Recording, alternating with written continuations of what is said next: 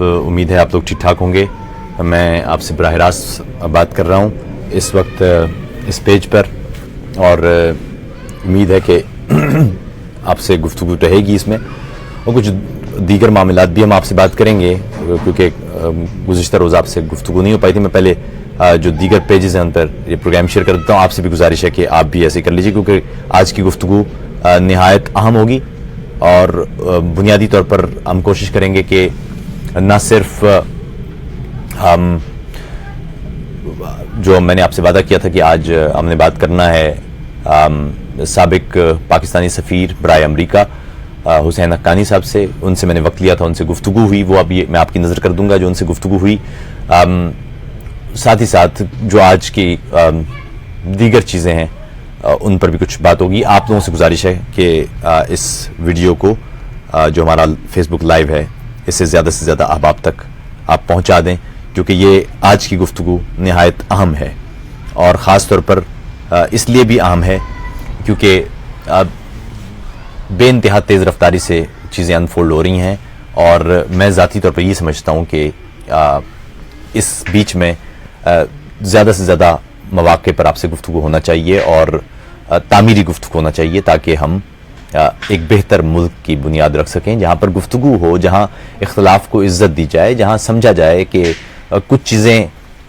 इंसानी माशरों में हमेशा ये रही हैं कि वहाँ तमाम अफराद एक सा नहीं सोचते। जहाँ पर भी तमाम अफराद एक सा सोचेंगे वो माशरा कभी ना आगे बढ़ सकता है, ना तरक्की पा सकता है। हमेशा बड़ा माशरा वही होता है जहाँ पर लोग मुख्तलिफ तरीक़ा है कार के अपने नुक्ता निगाह उनके साथ रहते हैं, बात करते हैं, एक दूसरे से इख्तलाफ करते हैं, और फिर उस इख्तलाफ की बुनियाद पर वो अपने माशरे में बेहतरी लाते हैं। आज की ख़ास बात तो सवात में पश्तून तहफ़्फ़ुज़ मूवमेंट का जो एक इज्तिमा था, एक जलसा था, और उसके हवाले से पाकिस्तानी मीडिया जिसने जनवरी में नकीब महसूद के कत्ल के बाद शुरू होने वाले इस एहतजाज को कभी अपने यहाँ जगह नहीं दी, खाल खाल ही किसी टीवी पर आपको इन अफराद का पॉइंट ऑफ व्यू भी दिखाई दिया होगा, लेकिन आज पाकिस्तान का तमाम मीडिया इस बात पर मुकम्मल तौर पर मसरूफ़ दिखाई दिया कि उस जलसे में एक शख्स के पास पाकिस्तान का परचम था और उसे अंदर जाने से रोका गया, और इस बाबत ज़ाहिर है बहसियत पाकिस्तानी और एक ऐसा शख्स जो अपने देश और अपनी मिट्टी से मोहब्बत करता है, ज़ाहिर है जो परचम है वो हमारी कौमी शनाख्त भी है। तो मैंने खुद बहुत से दोस्तों से वहाँ उनकी राय ली जो पश्तून तहफ़्फ़ुज़ मूवमेंट के लोग हैं, और उनका क्या कहना था वो भी मैं आपकी नज़र कर दूंगा भी। लेकिन बुनियादी तौर पर ये एक बड़ा मनफी मामला रहा कि मीडिया ने, जिसने पुरअमन अंदाज से अपने जमहूरी और दस्तूरी मुतालिबात रखने वालों को जगह नहीं दी, उन्होंने आज मीडिया पर जो जिस अंदाज का प्रोपेगेंडा किया, और जिस तरह का प्रोपेगेंडा का वो हिस्सा बना, और जिस तरह की मज़ीद गलत फहमियाँ और दरारें पैदा की, और जिस तरह की मज़ीद नफ़रत में इजाफ़ा किया, ये बात शायद पाकिस्तान के हक़ में बेहतर ना हो। ख़ास तौर पर इसलिए कि कौमी परचम से तमाम पाकिस्तानी मोहब्बत करते हैं, दुनिया की तमाम अक़वाम अपने अपने कौमी परचमों से मोहब्बत करती हैं। मामला ये था, जो मेरी गुफ्तगू हुई मैं आपकी नज़र वो कर देता हूँ। एक तरफ तो आपने वीडियोज़ मुख्तलिफ जगहों पर देखी होंगी कि एक शख्स जलसा गाह में दाखिल होने की कोशिश कर रहा है पाकिस्तानी परचम के साथ, लेकिन उसे एक शख्स, दूसरा शख्स और दीगर अफराद वहाँ खड़े हैं, और एक शख्स उसे कहता है कि वो जलसा गाह से निकल जाए। इस वाक़े की हकीकत मालूम करने लगे तो पहले तो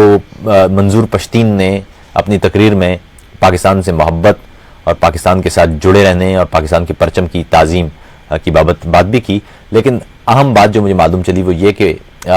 PTI का एक शख्स जिसने अपने प्रोफाइल पर पहले उस जलसे में दाखिल होने से कबल ये लिखा कि वो जा रहा है, और वहाँ जाके उसने कायदीन को और पश्तून तहरीक को बुरा भला कहा, और इस बात पर उसे जब बाहर निकाला गया तो इस मौके पर उसके साथी ने वीडियो बना के और वो फेसबुक पर और दीगर मकामात पर भेजी, यानी एक पूरा एक ख़ास निज़ाम के तहत। आई थिंक मेरे ख्याल में आप समझ सकते हैं कि کہ اگر آپ ایک ماتم کا اجتماع کر رہے ہوں جہاں پر بہت سارے وہ لوگ جو لاپتہ افراد اپنے گھر والوں کو تلاش کرنے کے لیے وہاں اس ماتم کا حصہ ہیں، اس پورے مجمع میں سیاہ اور سفید جو جھنڈا ہے وہ دکھائی دے رہا ہے، امن اور ماتم کا جھنڈا، اور ایسے میں ایک شخص وہاں جائے اور اس کا واحد مقصد پاکستان کا پرچم یا پاکستان کے پرچم کی تعظیم نہیں، بلکہ اس کا بنیادی مقصد یہ کہ وہاں شر پھیلایا جائے، وہاں لوگ یہ بھی سوچے بغیر کہ وہاں جو لوگ بیٹھے ہوئے ہیں وہ متاثرہ لوگ ہیں جن میں سے کچھ احباب کے لوگ ماورائے عدالت قتل ہوئے ہیں، کچھ مائیں ایسی ہیں جو اپنے بچوں کو تلاش کرنے کے لیے وہاں بیٹھی ہیں، کچھ بہنیں ایسی ہیں جن کے بھائی کئی سال سے لاپتہ ہیں، کچھ باپ ایسے ہیں جن کی آنکھوں میں اپنے بچوں اپنے بیٹوں کی تلاش ہے اور وہ ڈھونڈنا چاہتے ہیں، وہ جاننا چاہتے ہیں کہ ان کے بچے کہاں ہیں۔ ایسے افراد کے اجتماع میں جا کے اور وہاں جا کے بنیادی طور پر صرف پرچم لہرانے کی بات نہیں بلکہ وہاں جا کے انسائٹ کرنا اور پھر ایسے میں اپنے احباب کو کسی بندے کو ساتھ رکھنا کہ جو ویڈیو بنایا اور پھر وہ ویڈیو ادھر ادھر کی جائے، یہ طریقہ میرے خیال میں یہ ان دوریوں اور نفرتوں کو مزید بڑھائے گا۔ میں پھر آپ کو بتا دوں، اور اس معاملے میں بڑا غیر جانبدار ہو کے بتا رہا ہوں، بحیثیت ایک ایسے شخص کے جو کتب پڑھتا ہے، جس نے مختلف تہذیبیں اور مختلف ثقافتوں کو دیکھا ہے، ہزاروں لاکھوں افراد سے ملاقات کی ہے، دنیا کے کئی بر اعظموں میں گیا ہے، جو کتب بینی کا شوق بھی رکھتا ہے، یعنی مطالعہ بھی کرتا ہے، تاریخ بھی جانتا ہے اور دیگر موضوعات پر بھی وہ کتب پڑھتا رہتا ہے۔ میں بحیثیت ایک عام انسان کے جو پڑھنے لکھنے سے تعلق رکھتا ہے، جو سوچتا ہے، میں آپ کو اپنی رائے دے دوں۔ بات یہ ہے کہ جو انسان، کوئی بھی انسان، اس کے صبر اور برداشت کی ایک حد ہوتی ہے اور زیادہ بہتر ہوتا ہے کہ ہم اس کی جگہ اپنے آپ کو رکھ کر دیکھیں۔ فرض کیجئے آپ کے گھر سے کسی شخص کو لاپتہ کیا گیا ہے اور آپ کو معلوم تک نہیں ہے کہ اس کا جرم کیا ہے۔ فرض کیجئے کہ آپ کے گھر سے کسی شخص کو مار دیا گیا ہے اور آپ کو بتایا تک نہیں گیا کہ وہ کس جرم میں مارا گیا ہے۔ فرض کیجئے کہ آپ کا گھر گر چکا ہے کولیٹرل ڈیمیج میں، یعنی مارنا کسی اور کو تھا، گھر آپ کا تباہ ہو گیا ہے اور آپ کو کسی صورت میں کوئی آپ کی نہ مدد کی گئی ہے اس کے بعد اور نہ کچھ۔ فرض کیجئے کہ آپ کسی بارودی سرنگ سے زخمی ہوئے ہیں یا معذور ہو گئے ہیں، یا آپ کا بچہ معذور ہو گیا ہے، یا آپ کا کوئی مویشی جو آپ کا واحد سہارا تھا وہ ختم ہو گیا، یا آپ کی زمین جو آپ کے لیے رزق کا واحد ذریعہ تھی اب وہ آپ کے قبضے میں نہیں ہے۔ تو اس صورتحال میں اگر آپ ہوں اور آپ احتجاج کے لیے باہر نکلیں تو ریاست پوری طاقت کے ساتھ آپ کو پہلے تو آپ کا میڈیا کوریج نہ کرنے دے، آپ پرسکون انداز سے ہوں مگر میڈیا کوریج آپ کی نہ ہو، کوئی آپ کی بات سننے والا نہ ہو۔ پھر اس کے بعد جب آپ آگے بڑھیں تو آپ کو نہ صرف یہ کہ میڈیا کوریج روکی جائے بلکہ آپ کے تحریک میں شامل ہونے والے افراد کے راستوں کو مشکل بنا دیا جائے۔ ریاستی ادارے لوگوں کے گھروں میں فون کر کے انہیں منع کریں کہ اگر وہ اس طرف گئے تو ان کو سنگین نتائج بھگتنا ہوں گے۔ پھر اس سے بھی آگے بڑھ کے میڈیا کیمپین کی جائے، سوشل میڈیا پر بھی اور دیگر الیکٹرانک میڈیا پر بھی، کہ آپ ملک دشمن ہیں یا آپ غیر ملکی ایجنٹ ہیں، جبکہ آپ کے تمام تر مطالبات دستور پاکستان کے اندر ہوں۔ ارے صاحب، اتنا سا سوال تو ہم سب پوچھ سکتے ہیں کہ اگر کسی شخص کی مدد انڈیا کر رہا ہو، کہ افغانستان کر رہا ہو، کہ کوئی ڈیموکریٹک ریپبلک کانگو کر رہا ہو، مجھے اس سے غرض نہیں ہے، مجھے اس سے غرض ہے کہ جو شخص کوئی جو مطالبہ کر رہا ہے کیا وہ دستور پاکستان کے اندر آتا ہے یا نہیں آتا، اور کیا ہم نے وہ دستور کے مطابق اس کا وہ مطالبہ مانا ہے یا نہیں مانا۔ ہم ادھر ادھر کے چکروں میں تو الجھے ہوئے رہتے ہیں، ادھر ادھر کی باتیں تو کرتے ہیں کہ آپ فلاں ہو گئے ہیں اور آپ فلاں ہو گئے ہیں، لیکن وہ مطالبہ، وہ بات، اس کو سننے کو کوئی تیار نہیں ہے۔ اور پھر ایسے میں اس طرح کا واقعہ جان بوجھ کے کر کے نفرتیں پیدا کرنا، اس انداز کا کوئی شخص بھیجنا یا جانا اس کا، اور اس کے نتیجے میں پھر پورے میڈیا کا اس پر کوریج کرنا اور دوسرے شخص کی بات تک نہ سننا۔ اس کے بعد میں ذاتی طور پر آپ کو بتا دوں اپنے معلومات کے اعتبار سے کہ اگر آپ انسانوں کے درمیان نفرتیں اسی طرح پیدا کرتے جائیں گے تو میں نے پہلے بھی عرض کیا تھا کہ ابتدا میں آپ نے دیکھا ہوگا کہ یہ سب پرامن تھا، کوئی معاملہ اس طرح کا نہیں تھا، نہ اس طرح کے کوئی نعرے بھی سنے ہوں گے آپ نے۔ اس کے بعد ریاست کی وجہ سے، ریاست کی طرف سے رویہ جو برتا گیا ان افراد کے ساتھ، دھیرے دھیرے ان کے اندر نفرت کے تاثرات آپ پیدا ہونا یہ عمومی بات ہے، یہ نارمل سی بات ہے. اور آگے چل کے اگر یہ معاملہ چلتا رہا تو آپ دیکھیں گے کہ یہ معاملہ اور بگڑ جائے گا، اور پھر شاید ہمارے پاس اتنی آسان نہ ہوں چیزیں دوبارہ ان کی طرف لوٹنے کے لیے. میں بار بار اسی لیے کہتا ہوں کہ جہاں جہاں کوئی چیز دستوری دکھائی دے اس کو مانیں، جہاں جہاں کوئی چیز دستوری دکھائی نہ دے اسے نہ مانیں. ایک بات واضح طور پر کر دیں، میں بالکل، اور میرے خیال میں یہی موقف پاکستان کے ہر شہری کا ہے، اور وہ یہ کہ قومی پرچم ہماری قوم کا پرچم ہے، وہ ہماری وفاق اور ہماری فیڈریشن کی علامت ہے، اور اس سے تمام افراد، پاکستان کے تمام افراد اس سے محبت کرتے ہیں. لیکن ساتھ میں یہ بھی سمجھ لیجئے کہ ایک گھر میں، جس گھر میں جنازے پڑے ہوتے ہیں، جس گھر میں لوگ مرے ہوئے ہوتے ہیں، جس گھر میں لوگ لاپتہ ہوتے ہیں اور آنکھیں اپنے پیاروں کو تلاش کر رہی ہوتی ہیں، جس گھر میں مائن سے کوئی بندہ معذور ہوا ہوتا ہے، وہاں جا کے یہ اس شخص، اس انسان، اس انسانی قدر اور اس انسانی دکھ کے ساتھ زیادتی کی بات ہے کہ وہاں جا کے آپ اپنی حب الوطنی پروف کرنے کے لیے یا ثابت کرنے کے لیے دوسرے شخص کے جذبات کو تباہ کر کے رکھ دیں. میرے خیال میں اس معاملے پر اس شخص کو کنڈیم کرنے کی اور مذمت کرنے کی ضرورت ہے جو اس انداز کی کارروائی میں ملوث تھا، نہ یہ کہ آپ اس پورے کارواں کو آپ کچھ ایسا کہنا شروع کر دیں. آپ خود بتائیے، آپ کے گھر میں ایک ماتم کی تقریب ہو اور اس میں ایک شخص پہنچ کے اور وہاں وہ جا کے اور وہ کوئی پرچم لہرا کے اور وہ آپ کے گھر والوں کو برا بھلا کہہ رہا ہو، اور ایسے میں آپ اٹھیں اور آپ اس شخص کو کہیں کہ آپ ہمارے گھر سے نکل جائیں، اور ایسے میں پروپیگنڈا یہ شروع ہو جائے کہ آپ نے اس شخص کو پرچم کی وجہ سے نکالا ہے. یعنی نکالا یہ ہے کہ ہمارے گھر میں بیٹیاں اور بہنیں بیٹھی ہیں، آپ گالیاں نہ دیں،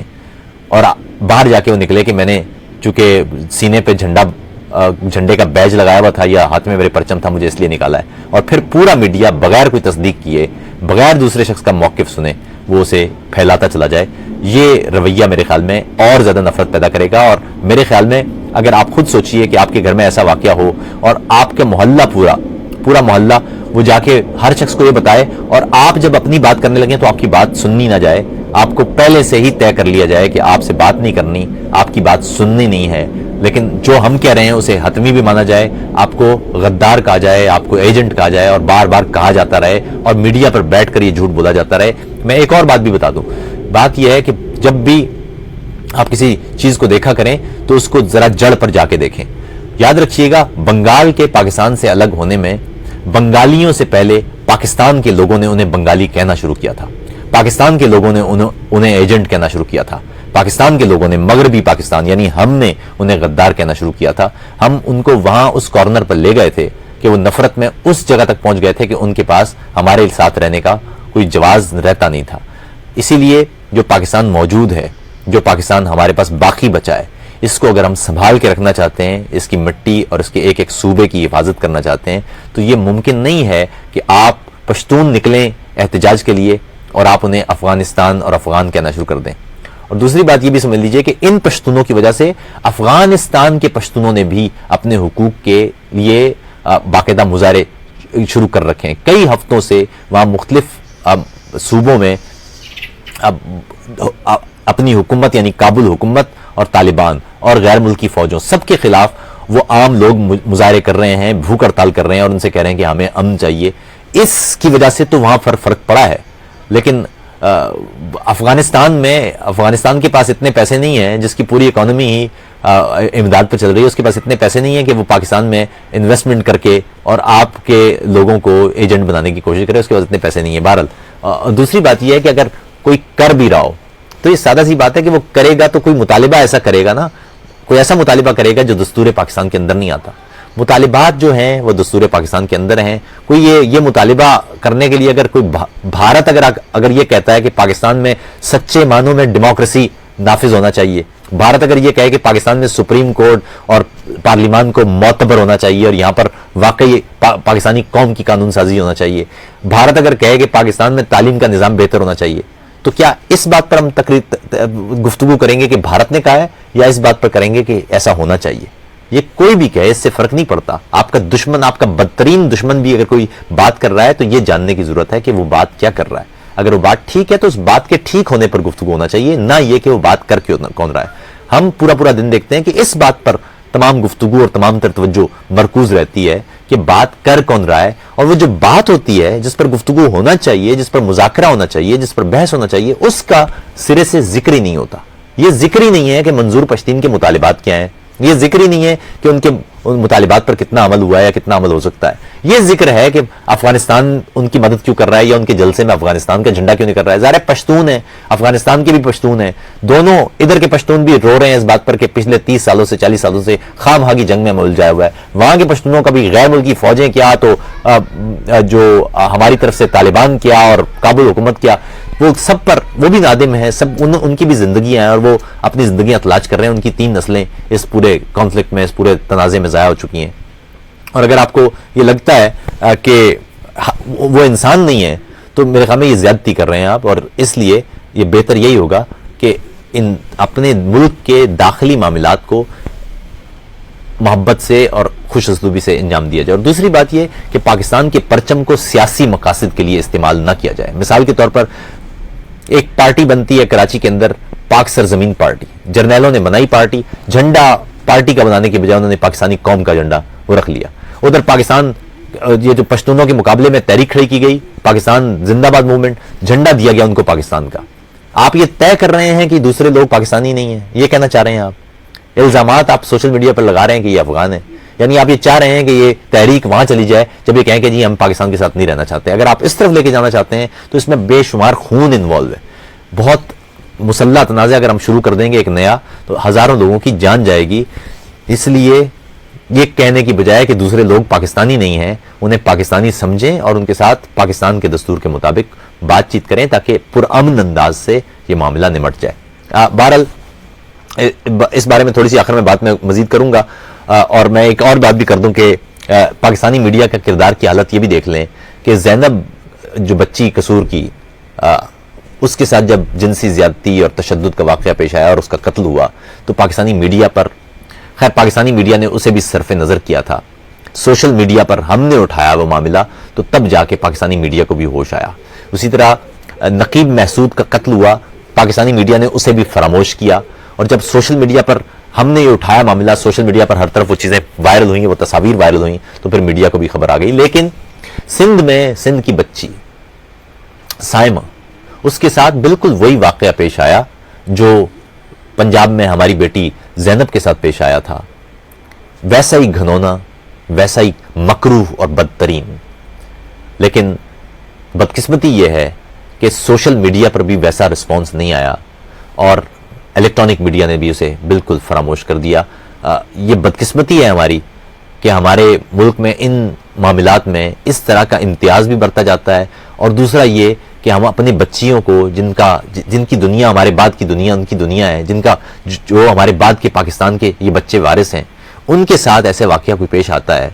ان میں سے کسی کی جان جاتی ہے تو ہم ایسے بے ضمیر اور مردہ ضمیر لوگ ہیں کہ ہم یہ تک سوچتے بھی نہیں کہ یہ بچہ یا یہ بچی یہ ہمارے ہی بچے ہیں، ہمارے ہی ملک ہماری مٹی کے بچے ہیں۔ اگر ان کے ساتھ ایسا ہے اور ہم خاموش ہیں تو ہم اپنے دیش کو کس طرف لے کے چلے جائیں گے، اس پر سوچنے کی ضرورت ہے۔ میں سندھ کے بہت سارے مسائل ہیں ان پر تفصیلی بات کروں گا، میں سندھ کے لوگوں سے اس بات پہ معذرت بھی کرتا ہوں کہ اب تک میں اس پہ بات نہیں کر پایا، لیکن سندھ کا معاملات اتنے زیادہ پیچیدہ ہیں کہ اس پر تفصیلی گفتگو کی ضرورت ہے، اور اس وقت مسلسل کیونکہ کرنٹ افیئرز کی چیزیں اس طرح کی آ رہی تھیں کہ اس پر تفصیلی گفتگو کا موقع نہیں مل پا رہا تھا۔ لیکن میں آپ سے وعدہ کر رہا ہوں کہ سندھ کے بہت سارے مسائل ہیں، تھر میں بچے پانی سے مر رہے ہوں، کہ وہاں وڈیروں کے ہاتھوں مسلسل لوگوں پر ظلم ہو رہا ہو، کہ اب سندھ میں اس طرح کے واقعات پیش آ رہے ہوں یا خواتین کے حقوق کی پامالیاں ہو رہی ہوں، ان پر تفصیلی گفتگو کی ضرورت ہے۔ اور میں کوشش کروں گا کہ بہت سارے سندھی جو ایکٹیوسٹ دوست ہیں ان سے بھی گفتگو اور ان سے بھی معلومات حاصل کی جائے، اور تاکہ اس پر تفصیل سے ایک بیٹھک کی جائے، تو اس پر ضرور بات ہوگی۔ لیکن آج میں نے آپ سے وعدہ کیا تھا کہ میں حسین حقانی صاحب سے آپ کی ملاقات کروں گا، کیونکہ حسین حقانی کے ساتھ بھی معاملہ یہ ہے کہ ان کی بات بھی زیادہ بہتر نہ ہو کہ آپ کو کسی شخص سے کوئی اختلاف ہو تو اسے بیٹھ کے اس کے ساتھ بات کیجئے، اس سے سخت سوالات کیجئے، اس سے بہت اچھے انداز سے آپ مشکل سوالات کر سکتے ہیں، آپ پوچھ سکتے ہیں کہ آپ کی بات کیا ہے، آپ پوچھ سکتے ہیں کہ آپ کی رائے کیا ہے۔ لیبل کرنا کسی کو اور گفتگو کے راستے بند کر دینا یہ نامناسب معاملہ ہے۔ حسین حقانی سے میری تفصیلی گفتگو ہوئی، میں وہ آپ کی نظر کرتا ہوں اور امید کریں گے کہ آپ تک جب وہ بات پہنچے گی تو اس کے بعد یہ گفتگو آپ بھی آگے پہنچائیے تاکہ زیادہ سے زیادہ لوگوں تک ہماری بات پہنچے اور معاشرے میں مکالمت کا ایک سلسلہ نکلے. ہم نے گفتگو کی سابق پاکستانی سفیر برائے امریکہ حسین حقانی صاحب سے, اور ان سے ہم نے وقت لیا تھا اور ان سے ہم نے دریافت کیا ان کی مختلف جو سوالات میں نے اپنے پیج پر بھی دریافت کیے تھے آپ سے, ان میں سے جو اہم سوالات مجھے دکھائی دیے میں نے وہ ان سے پوچھے. آپ بھی یہ سنیے اور ساتھ ہی اس ویڈیو کو آپ ہر طرف پہنچا دیجئے. حسین حقانی صاحب سے گفتگو جو ہوئی وہ آپ کی نظر کر رہا ہوں. جی حسین حقانی صاحب, آداب عرض, کیسے مزاج؟ بہت اچھے, بہت شکریہ یاد فرمائی کا. اچھا, یہ آج ہم نے سوچا کہ آپ سے گفتگو ہو اور کچھ ایسے سوالات جو ایک عام آدمی کے ذہن میں ہیں, پوچھنا چاہتے ہیں لوگ, اور خاص طور پر آپ جانتے ہیں کہ پاکستان میں میڈیا پر ایک خاص قسم کا نیریٹو ہوتا ہے, اس کے علاوہ کوئی بات ہو نہیں پاتی, اور دوسرے شخص کا جو صحافت میں ایک معیار ہے کہ دوسرے شخص کا پوائنٹ آف ویو ضرور لیا جائے, اس کا نقطہ نگاہ جانا جائے, لیکن وہ ویسا معاملہ وہاں ہے نہیں. تو اس لیے سوچا ہم نے کہ متبادل پہ آپ کو مدعو کیا جائے اور آپ سے گفتگو کی جائے, اور بہت سارے ایسے نیریٹوز جن پر بات نہیں ہو پا رہی ہے ان پر بات ہم کھل کے کریں. ضرور. سب سے پہلے تو اپنی جو آپ کی نئی کتاب آ رہی ہے اس کے حوالے سے میں تفصیل سے بات بھی کروں گا آپ سے, لیکن اس کی بابت کچھ بتائیے ہمیں. میری تازہ کتاب ہے ری امیجننگ پاکستان, یعنی پاکستان کو ایک نئے پاکستان کا تصور ہے. اس میں میرا بنیادی استدلال یہ ہے کہ جب پاکستان بنا تو وہ مکمل تیاری کے ساتھ نہیں بنا تھا. 1946 کی جس انتخابی مہم کے نتیجے میں پاکستان کے قیام کا فیصلہ کیا انگریزوں نے, وہ انتخابی مہم جیتنے کے لیے مسلم لیگ نے کچھ لوگوں سے اسلامی نظام کا وعدہ کیا, کچھ لوگوں سے سیکولر ریاست کا وعدہ کیا, جس طرح بھی مسلمانوں کے ووٹ مل سکتے تھے لے لیے گئے. اس کا پورا میں نے تاریخی ثبوت دیا ہے. اس کے بعد میرا استدلال یہ ہے کہ یہ جو نظریاتی ریاست کے طور پہ پاکستان کو بنایا گیا ہے, یہ قیام پاکستان کے بعد کا فیصلہ ہے, اور اس میں بعض تاریخی حادثات کا بھی دخل ہے. قیام پاکستان کے موقع پر پاکستان کو بر صغیر کی 19% آبادی, 17% وسائل اور 33% فوج ملی. تو جب فوج وسائل سے اور آبادی سے تناسب سے زیادہ ہوگی تو پھر اس کو دشمن کی بھی ضرورت ہوگی. پاکستان نے یہ فوج کھڑی نہیں کی کیونکہ اس کو کوئی خطرہ تھا, بلکہ اس نے خطرہ کھڑا کیا کیونکہ اس کے پاس فوج تھی. اس کے بعد فوج کی سیاست میں مداخلت شروع ہو گئی. تو میرا کہنا یہ ہے کہ ان تمام عوامل نے پاکستان کو ایک ڈس فنکشنل ریاست بنایا ہوا ہے, ایک ایسی ریاست جسے باقی دنیا ایک طریقہ کار کے مطابق چلتا ہوا نہیں دیکھتی. اس میں مسلسل اکھاڑ پچھاڑ ہوتی رہتی ہے. 4 دفعہ فوجی کو ہو چکے ہیں, کئی دفعہ آئین منسوخ یا معطل ہو چکا ہے, پھر آئین بھی آسانی سے نہیں بنا, 10 سال بعد بنا اور اس کے بعد وہ 2 سال بعد معطل ہو گیا, وغیرہ وغیرہ. تو پوری پاکستان کی تاریخ دیکھتے ہوئے, پھر دوسرے ممالک کے ساتھ موازنہ کرتے ہوئے, اس میں ایک بلو پرنٹ دیا گیا ہے کہ کس طریقے کے ساتھ پاکستان ایک عملی ریاست بن سکتا ہے جس کا حقیقی مقصود اپنے عوام کی فلاح اور خوشحالی ہو. اور اس میں بہت سارے حقائق ہیں, تلخ حقائق ہیں. مثلا پاکستانیوں کو شاید یہ بات پتہ نہ ہو, بہت سارے لوگوں کو نہیں پتا کہ پاکستان اس وقت دنیا کی یعنی جو بچے ہیں ان میں سب سے زیادہ انفنٹ مورٹیلٹی کا ریٹ پاکستان میں ہے. سب سے زیادہ out of school children, school age کے جو بچے ہیں یعنی 5 اور 15 سال کے, وہ پاکستان میں ہیں. معاشی اعتبار سے پاکستان دنیا میں 42ویں نمبر پہ ہے, جبکہ آبادی میں 6 نمبر پہ ہے, عسکری قوت میں بھی 6 نمبر پہ ہے.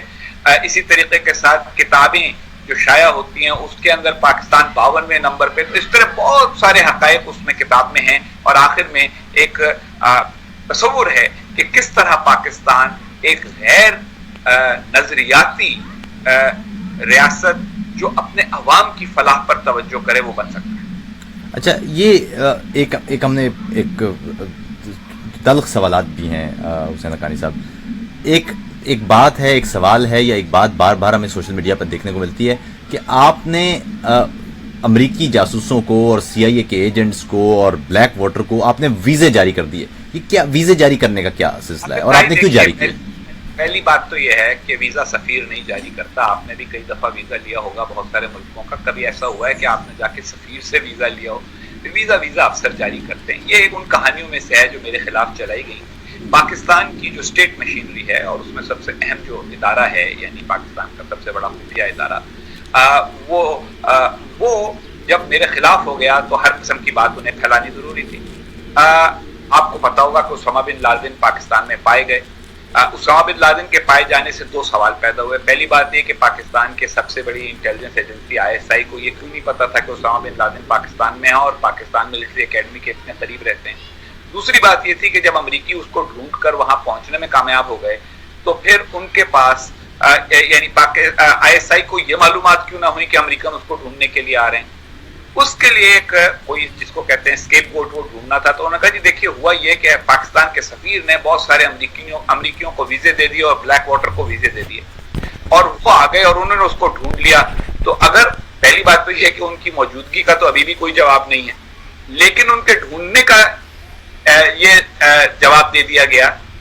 کہ حسین حقانی صاحب نے اگر ویزے نہ دیے ہوتے تو امریکن نہ ڈھونڈ پاتے.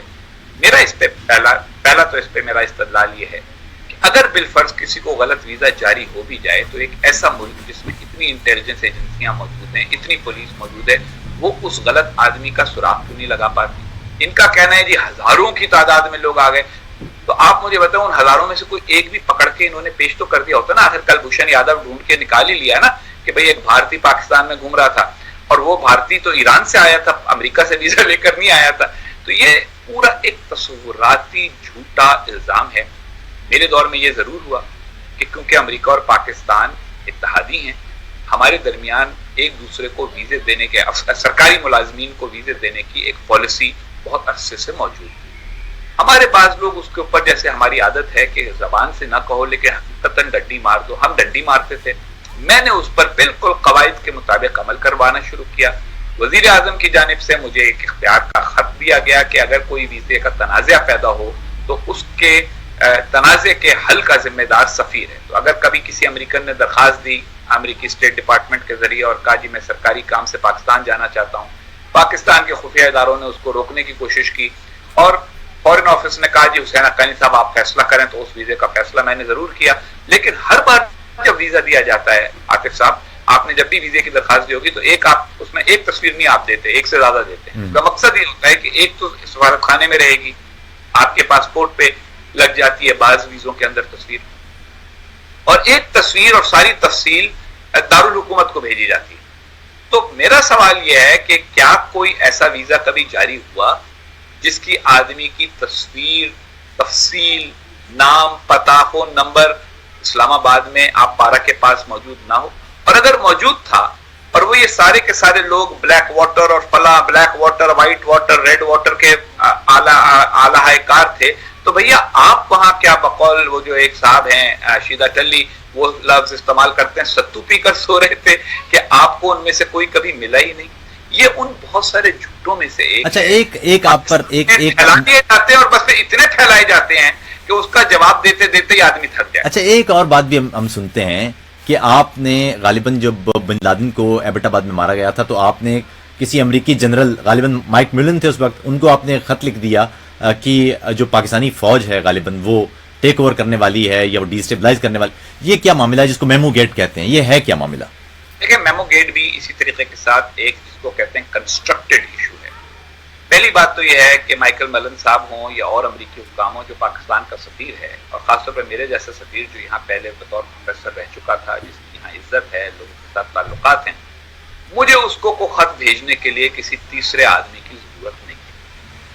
بہت ساری باتیں زبانی کہنے والی ہوتی ہیں, آدمی فون اٹھا کے فون کر لیتا ہے, بہت سے بہت ضروری ہوتا ہے, کہتا ہے جناب ہم ایک ہی شہر میں رہتے ہیں, ذرا میں آپ سے ملنے آ سکتا ہوں. میری لا تعداد ملاقاتیں مائیکل ملن صاحب سے ہوئی ہیں اور بعد میں آپ نے دیکھا ہوگا کہ جنرل جم جونز جن کے توسط سے وہ پیغام بھیجنے کا الزام لگایا گیا, انہوں نے بھی انکار کر دیا کہ بھائی مجھے تو یہ پیغام منصور اعجاز نامی ایک آدمی نے بھیجا تھا,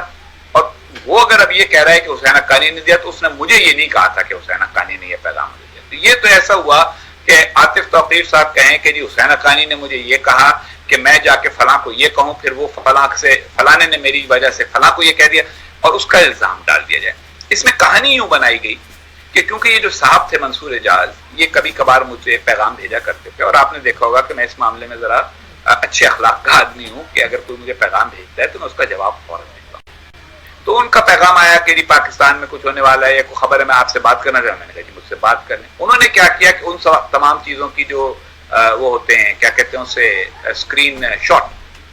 وہ پاکستانی میڈیا کو ریلیز کر کے ایک ہنگامہ بنوایا کہ جناب دیکھیے جی میرا رابطہ تھا, مجھے انہوں نے خفیہ پیغام دیا. آج تک وہ میری آواز میں یا میری تحریر میں کوئی ایسی چیز نہیں دکھا سکے جس کا تعلق اس مبینہ تو پاکستان میں میمو گیٹ جو ہے وہ ایک پروپیگنڈے کی تیم تھی. اچھا لفظ اچھا ہے, یعنی آپ کو یاد ہوگا واٹر گیٹ تھا, میمو گیٹ ہے, تو پاکستانی میڈیا بھی اس کو لے کے چل پڑا. لیکن آج تک دیکھیے 7 سال ہو گئے مجھے استعفیٰ دیے, آج تک میمو گیٹ کی بنیاد کے اوپر میرے خلاف کوئی ٹرائل نہیں ہوئی, کوئی مقدمہ نہیں ہوا. اچھا نہیں, میں یہی بات کرنا چاہ رہا تھا کیونکہ آپ جب شروع میں کچھ تو ہوئی تھی نا, کچھ تو پیشیاں ہوئی تھیں جب نواز شریف صاحب اس وقت بڑے پیش تھے اس معاملے میں, تو وہ پیشیوں میں کیا ہوا تھا, کیا کون سے ثبوت ایسے آپ کے خلاف پیش کیے گئے تھے, گواہ پیش کیے گئے؟ بنیادی بات تو یہ ہے عاطف بھائی کہ پاکستانی قوم کو یہ سمجھنا چاہیے کہ سپریم کورٹ دنیا میں کیا مقصد رکھتا ہے. سپریم کورٹ سب سے آخری عدالت ہوتی ہے اپیل کی. جو فوجداری نظام ہے یا فوجداری سلسلہ ہے جرائم کے اوپر مقدمہ چلانے والا, وہی ہوتا ہے کہ پہلے نیچے سے FIR جاری ہوتا ہے, درج ہوتی ہے, پھر ایک انویسٹیگیشن ہوتی ہے, پھر ایک ٹرائل کورٹ میں مقدمہ چلتا ہے, پھر وہاں اگر سزا ہو جائے تو ہائی کورٹ میں جا کے آدمی اپیل کر سکتا ہے, سزا نہ ہو تو سرکار اپیل کر سکتی ہے کہ یہ مقدمہ بحال کیا, آخر میں سپریم کورٹ میں جاتا ہے. یہ پچھلے چند برس سے پاکستان میں ایک ڈرامے کے طور کے اوپر یہ کاروائی شروع کر دی, کیونکہ سپریم بہت بڑی چیز ہوتی ہے, تو انہوں نے کہا جی چیف نے فیصلہ کر دیا. یہ جو سپریم کورٹ کی کاروائی تھی یہ ایک آئینی پٹیشن تھی. نواز شریف صاحب اور ان کے حواریوں کا موقف یہ تھا کہ جناب پاکستان میں انسانی حقوق کو اور بنیادی حقوق کو بہت بڑا خطرہ لاحق ہو گیا ہے, کیونکہ حسین حقانی صاحب نے یا آصف زرداری صاحب نے, اصل میں تو اس میں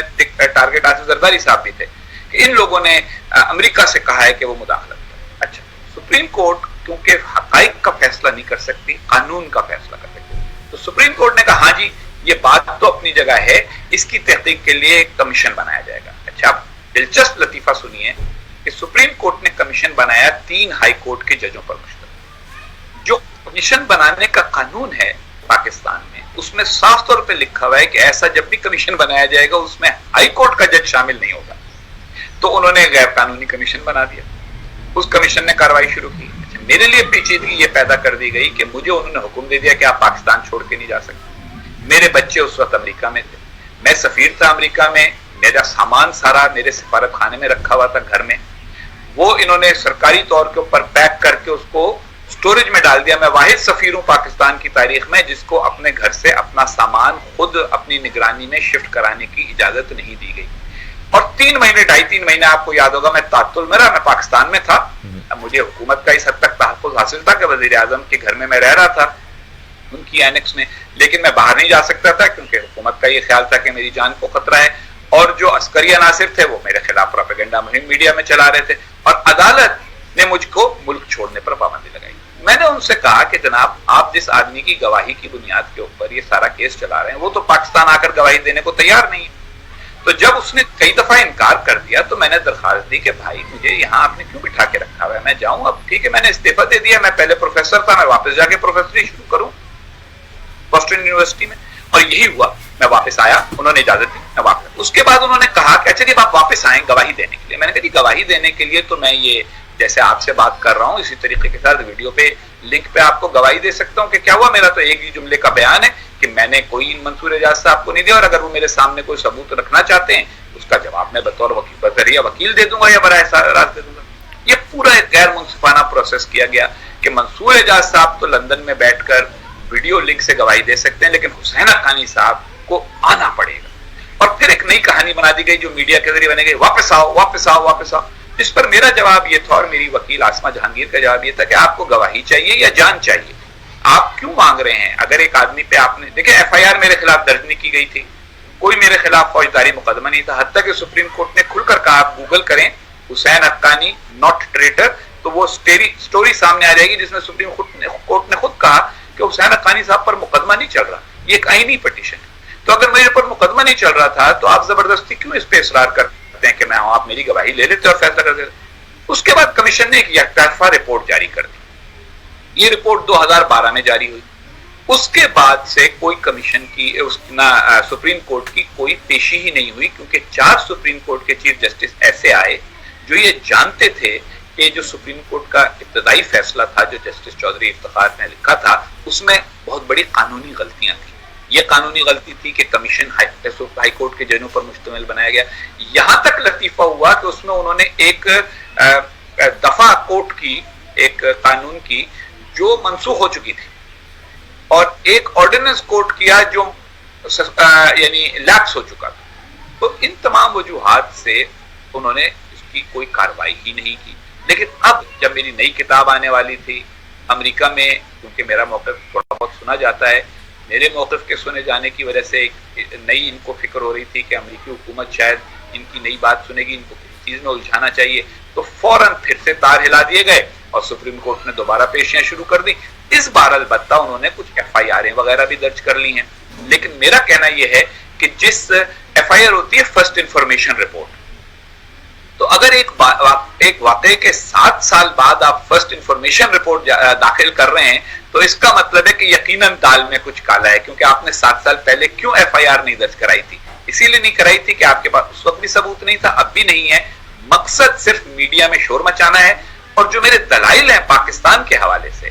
اور پاکستان میں تبدیلی لانے کے حوالے سے، ان دلائل کو دبانا مقصود ہے کہ حسین حقانی صاحب اسی بحث میں پڑ جائیں کہ جی ویزے دیے تھے نہیں دیے تھے، بلیک واٹر کو لائے تھے نہیں لائے تھے،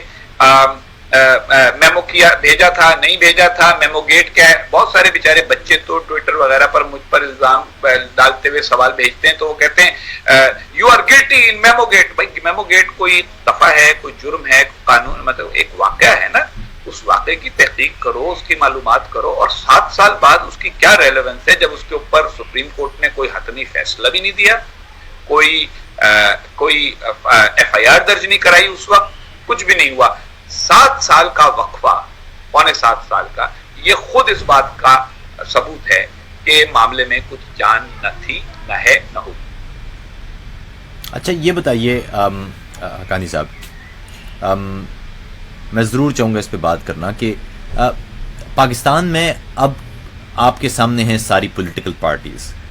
اور بدقسمتی سے جو بھی ہمارے پاس پولیٹیکل پارٹیز ہیں ان کا ماضی بڑا عجیب و غریب سا ہے. وہ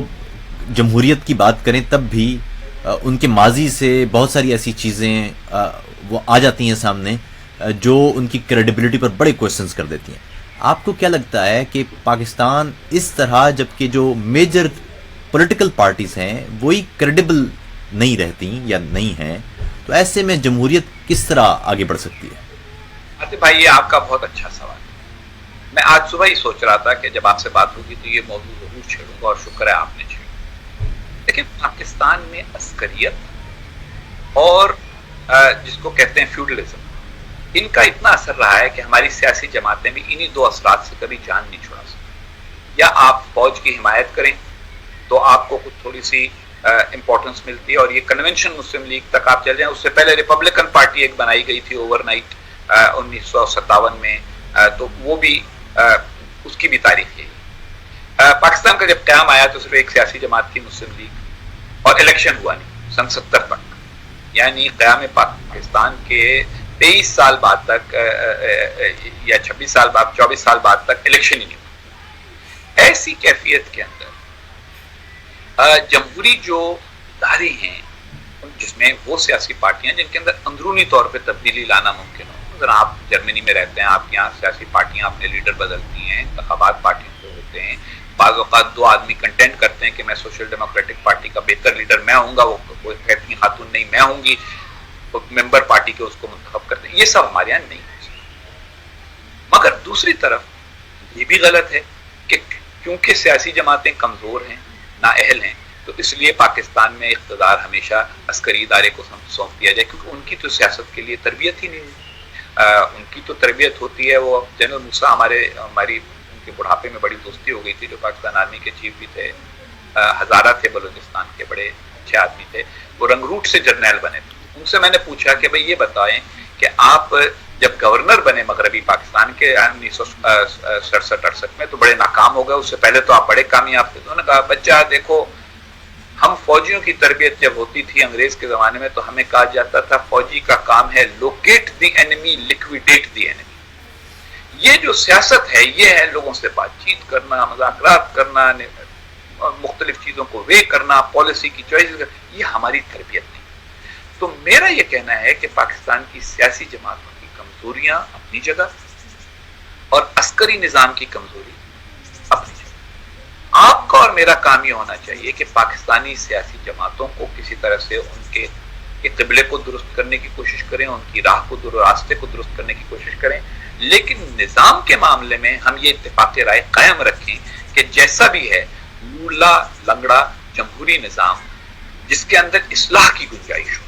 اگر جمہوری پارٹیاں اصلاح کی بجائے ڈکٹیٹرشپ کی طرف جانے لگیں تو پھر آپ کا میرا فرض ہے ان سے لڑنا. لیکن اگر وہ لولی لنگڑی جمہوریت کو برقرار رکھتی ہیں تو اس میں سے خود بخود راستے کھلیں گے جس کے اندر آپ جیسے اور مجھ جیسے لوگ بھی نئی تجاویز ملک کے مستقبل کے بارے میں دے سکتے ہیں. دیکھیں سیاست کیا ہوتی ہے؟ سیاست پالیسی چوائسز کا نام ہے کہ ملک کو اس معاملے میں کس رخ پہ ڈالیں. کوئی کہتا ہے جی تعلیم جو ہے وہ سرکار کو فراہم کرنی چاہیے, کوئی کہتا ہے نہیں جی نہیں پرائیویٹائز کر دیں, سارے پرائیویٹ اسکول بنائیں گے. پھر اس پہ بحث ہونی چاہیے کہ اس کے کیا میرٹس ہیں, اس کے کیا میرٹس ہیں, دشمن کون ہے, کس ملک کے ساتھ ہم اچھے تعلقات رکھیں, کس سے نہ رکھیں. کوئی تنازع اگر کسی ملک کے ساتھ ہے تو کیا وہ تنازع اتنا اہم ہے کہ اس کی وجہ سے اس ملک سے بات چیت ہی نہ کی جائے یا اس کو ہمیشہ دشمن سمجھا جائے یا اس سے بات چیت بھی کی جائے. یہ سارے وہ موضوعات ہیں جن پر سیاست میں گفتگو ہونی چاہیے. ہوتا کیا ہے پاکستان کی سیاست؟ پاکستان کی سیاست میں گفتگو صرف اس موضوع پہ ہوتی ہے وہ چور ہے, وہ کہتا نہیں جی ہم چور نہیں ہیں تم چور ہو. یہی ہوتا ہے نا جی. آپ مجھے یہ بتائیے کہ جو بڑی 3-4 سیاسی جماعتیں ہیں اس وقت ان کے پالیسی ڈائریکشن میں بنیادی فرق کیا ہے؟ کیا ان میں سے کوئی سیاسی جماعت کلیئر ویژن رکھتی ہے کہ پاکستان کو امریکہ اور چین کی بڑھتی ہوئی رائیولری میں کیا موقف اختیار کرنا چاہیے؟ بھارت کے ساتھ ہمیں تعلقات کس طرح بنانے چاہیے کیونکہ بھارت کا جو عروج ہے وہ تو جاری ہے, ہمیں ان کے ساتھ تجارت کرنی چاہیے یا یہ کہنا چاہیے کہ جب تک کشمیر کا مسئلہ حل نہیں ہوتا ہم آپ سے کچھ بھی نہیں چاہیں گے. خود پاکستان میں بڑھتی ہوئی ناخواندگی, تعلیمی معیار کی پستی, صحت اور دیگر سہولیات کی عدم دستیابی, ان چیزوں کے اوپر کیا موقف ہونا چاہیے؟ صرف یہ تو مقصد سیاست کا نہیں ہونا چاہیے کہ سیاسی جماعتوں سے ووٹ لے کر آدمی منتخب ہونے کے بعد صرف اپنوں کو ریوڑی بانٹنے کا کوئی ایک نظام یعنی پیٹرنیج کی ڈویژن, اس پر تو ہماری سیاسی جماعتوں کا موقف ہوتا ہے مگر اس سے آگے کوئی موقف نہیں ہوتا. پتہ ہی نہیں چلتا کہ وہ کیا سٹینڈ لینا چاہ رہی ہیں. تو آپ کا میرا فرض یہ ہے کہ ایک طرف ہم سیاسی جماعتوں کو پر دباؤ ڈالیں کہ تم اپنا قبلہ درست کرو, دوسری طرف ہم یہ بات واضح کرتے رہیں کہ سیاسی جماعتوں کی کمزوریاں عسکری سیاسی نظام کی بحالی کا جواز نہیں. اچھا یہ بتائیے کہ آج کل آپ دیکھ رہے ہیں کہ شاید یہی سیاسی جماعتوں کی کمزوریاں تھیں جو عوام کے حقوق کو اب تک جس طرح انہیں تحفظ دینا چاہیے تھا وہ نہیں دے پائیں, بلکہ وہ ملک کو بلکہ سیاسی جماعتوں نے خود بعض معاملات کے اندر لوگوں کے حقوق جو ہیں وہ سلب کرنے میں کردار ادا کیا. ایک دوسرے سے مخاصمت کے اندر گروہ بنا لیے, بعض نے عسکری گروہ بنا لیے, نیم عسکری گروہ بنا لیے, بعض نے عدالتوں کو استعمال کیا. دیکھیے نواز شریف صاحب جو ہیں ان کو غلط طور کے اوپر نکالا گیا اور پچھلے دنوں میں نے یہ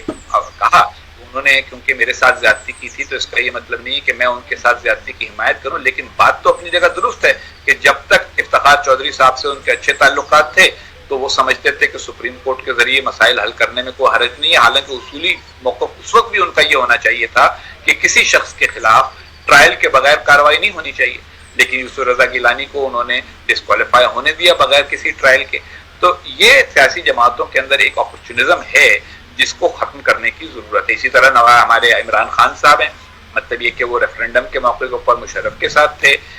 اس کے بعد بیچ میں وہ جلسے جلوس کر کے حکومت گرانا چاہتے تھے, کہتے تھے امپائر کی انگلی کے اوپر حکومت گرے گی. یہ جو بے اصولیاں ہیں کہ پیپلز پارٹی نے بھی کو بہت زیادہ اچھا کردار پچھلے دنوں میں نہیں ادا کیا. تو یہ جو اس قسم کے معاملات ہیں ان کو سب کو بدلنے کی بہرحال ضرورت ہے. اور ایک یعنی ایک ہوتا ہے کہ افراد کا اختلاف ہو, میرا اور آپ کا اختلاف ہو سکتا ہے بعض باتوں پہ, لیکن کچھ معاملات ایسے ہیں جو پالیسی ایشوز ہیں ان پر اتفاق کرنے کی بھی ضرورت ہے. اچھا مجھے صرف یہ بتائیے کہ آج کل آپ دیکھ رہے ہیں مختلف علاقوں میں، ویسے تو چاہے وہ کوئٹہ میں ہزارہ برادری کا معاملہ ہو، وہ اب لوگ سڑکوں پر ہیں، اور ان کے ساتھ بھی کوئی سیاسی جماعت نہیں ہے. ادھر منظور پشتین ٹھیک اس وقت سوات میں ایک بڑا جلسہ کر رہے ہیں. آپ کیا سمجھتے ہیں کہ جو بغیر پولیٹیکل پارٹیز کے جو اس طرح کی تحریکیں اٹھ رہی ہیں، ایک تو یہ بتائیے کہ ان کی وجہ کیا ہے، دوسرے یہ بتائیے کہ ان کی کامیابی کے امکانات کتنے ہیں؟ دیکھیے، پہلے سوال کا جواب تو میرا یہ ہے کہ اس کی وجہ سمپلی وہی ہے جو آپ نے اور میں نے ابھی ڈسکس کی. اگر سیاسی جماعتیں بعض ایشوز کو فوج کی وجہ سے، عدالتوں کی وجہ سے یا اپنے مفادات کی وجہ سے ڈسکس کرنا بند کریں گی تو لوگوں کے مسائل تو اپنی جگہ ہیں. حبیب غالب کا شعر ہے کہ مسائل کو بہر صورت مسائل کو تو حل کرنا ہی پڑتا ہے، مسائل ایسے سائل ہیں کہ کب ٹالے سے ٹلتے ہیں. تو مسائل جو ہیں وہ ان پر بات تو لوگ کرنے پہ مجبور ہوں گے. البتہ ان نوجوانوں کو جو ان تحریکوں کو چلا رہے ہیں، ان کو میرا مشورہ یہ ہے کہ اس غلط فہمی کا شکار نہ ہوں کہ یہ جو ابتدائی ابال آئے گا جلسے جلوس وغیرہ کا، اس کے بعد بغیر کسی سٹرکچر کے، بغیر کسی لیڈرشپ کے، بغیر کسی سیاسی قیادت کے کوئی منزل حاصل ہو سکے گی. تو اگر یہ سیاسی پارٹیاں ان کے ساتھ نہیں آتی تو ان کو سیاسی پارٹیز سے ہٹ کے کوئی اور پلیٹ فارم ایسا کریٹ کرنا پڑے گا کہ جس کے نتیجے میں یہ پریشر گروپ سے بڑھ کے ایک پاور گروپ بن سکے. پولیٹیکل پارٹیز پاور گروپ ہوتی ہیں اور احتجاج کرنے والے پریشر گروپ. میں یہی جاننا چاہتا ہوں کیونکہ ہم دیکھ رہے ہیں کہ جو بھی شخص، گو کہ یہ تو روایت رہی ہے کہ جو بھی شخص پاکستان میں، پاکستان کے جو بھی دستور رہے ہیں، مختلف دستور بھی رہے ہیں، عبوری بھی، اور اب 73 کے بعد تو ایک باقاعدہ دستور بھی ہے، اور خیر یہ دستور بھی بیشتر مواقع پہ معطل ہی رہا ہے یا منسوخ رہا ہے. لیکن اب چونکہ بہرحال کسی نہ کسی حد تک یہ دستور موجود ہے، آپ کیا سمجھتے ہیں کہ دستوری اپنے حقوق وہ طلب کرنا ریاست سے، گو کہ یہ تو ایک بہت کسی بھی فرد یا شہری کی نہ صرف حق ہے بلکہ اس کی ذمہ داری ہے کہ وہ اپنے بنیادی حقوق طلب کرے. لیکن ایسے موقع پر جب اس طرح کی تحریکیں بنیادی حقوق کے لیے باہر نکلیں اور انہیں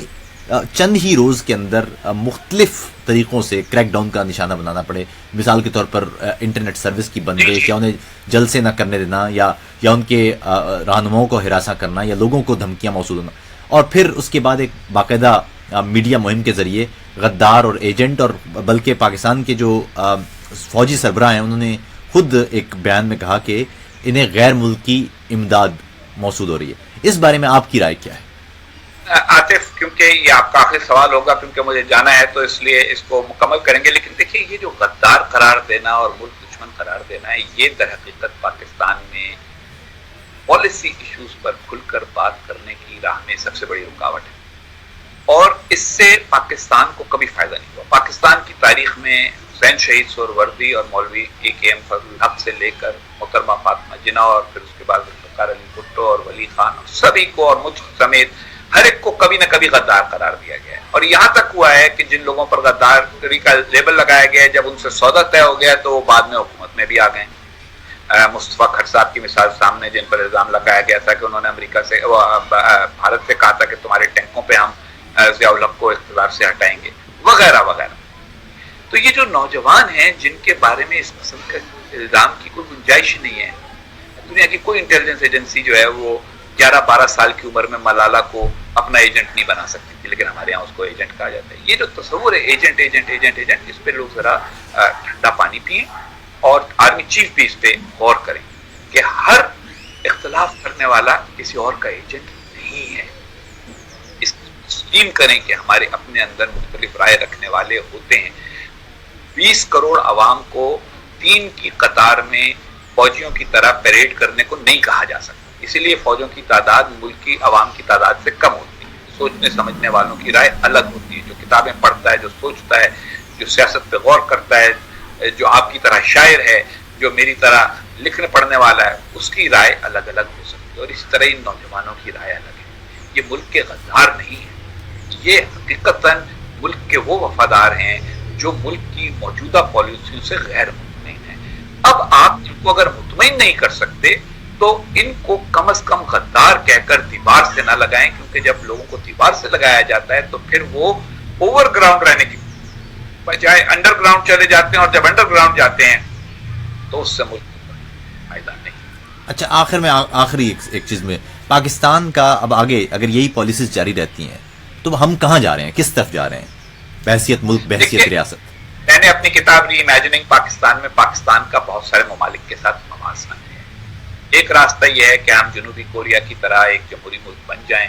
فوج ہلکی پیچھے ہٹ جائے، عدالتیں قانون کے مطابق فیصلے کرنے لگیں، عوام کے ووٹ کا احترام شروع ہو، تو پھر سامسنگ کی پروڈکٹ ہر آدمی کے ہاتھ میں نظر آ رہی ہے، تو پاکستان سے بھی کوئی ایسی چیز نکلے اور سب اس کی وجہ سے خوشحالی کے راستے پہ چلیں۔ شمالی کوریا سے ان کا جھگڑا تھا تو وہ بھی اس کو نپٹانے کی کوشش کر رہے ہیں تاکہ وہ بھی کم ہو اور مفاہمت کا راستہ اندرونی اور بیرونی طور پر اختیار کریں۔ دوسرا وہ ہے جو ہمارا اس وقت راستہ ہے کہ ہم نے پوری قوم کو ایک عسکریت پسند سوچ میں مبتلا کر دیا ہے، انتہا پسند سوچ ہے۔ جو آدمی جس سے اختلاف کرتا ہے اس کو گالی دیتا ہے یا اس کو دشمن سمجھتا ہے یا اس کو غدار سمجھتا ہے، ایسی، اور پھر ریاست کی طاقت جو ہے وہ لوگوں کو دبانے کے لیے استعمال ہوتی ہے۔ معیشت کی حالت اچھی نہ بھی ہو تب بھی قوم کو یہی بتایا جاتا ہے کہ اچھی ہے۔ اس کے نتیجے میں ہم نے خود اپنے زندگی میں پچھلے 20 30 40 سال میں 2 ریاستوں کو نقصان اٹھاتے دیکھا ہے، ایک سوویت یونین تھی، ایک یوگوسلاویہ تھا۔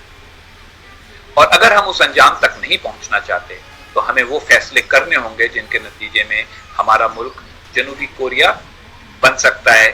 بجائے اس کے کہ یوگوسلاویہ بنے۔ اس موضوع پر مزید تفصیلی گفتگو آپ کو اور مجھ کو الگ سے کریں۔ بہت بہت شکریہ۔ جی، بات ہو رہی تھی ہماری حسین حقانی صاحب سے، اور یہاں پر بھی میں اس وقت دیکھ رہا ہوں کہ اس بیچ میں اندھیرا چھا گیا ہے ہر طرف۔ تفصیلی گفتگو ہوئی ان سے، آپ نے سنی ہوگی اور یہ ظاہر ہے اس پیج پر موجود رہے گی اور آپ دوبارہ سے بھی سن سکتے ہیں۔ ہم نے ان سے دریافت کیا کہ آپ نے غیر ملکی جاسوسوں کو یا سی آئی اے یا بلیک واٹر کو آپ نے ویزاز کیوں دیے، اور ان کا کہنا تھا کہ بطور سفیر کوئی بھی شخص ویزا دینے کا مجاز نہیں ہوتا، یہ سفیر کا کام ہی نہیں ہے ویزا دینا، بلکہ یہ کونسلیٹس اور دیگر جو ویزا سروس ہوتی ہے اس کا کام ہوتا ہے۔ اور انہوں نے جو ویزا جاری کیے وہ ظاہر ہے وہی ویزاز تھے جو جن کے لیے ان کو حکومت پاکستان کی طرف سے کہا گیا تھا۔ دوسرا، ان سے میمو گیٹ پر بات ہوئی تو ان سے اس موضوع پر ان کا کہنا تھا کہ سپریم کورٹ میں اس حوالے سے آئینی پٹیشن داخل کی گئی تھی، اور اس آئینی پٹیشن میں کوئی بھی ثبوت پیش نہیں کیا گیا تھا، بلکہ جس شخص کی طرف سے الزامات لگائے گئے تھے اس نے پاکستان آنے سے چونکہ انکار کر دیا، اور میں وہاں پر بہت دیر تک وہاں موجود رہا، اور اس کے بعد چونکہ میرا پورا خاندان، میرے فیملی وہ امریکہ میں تھے، تو مجھے کہا گیا میں نے کہ مجھے جانا ہے، اور پھر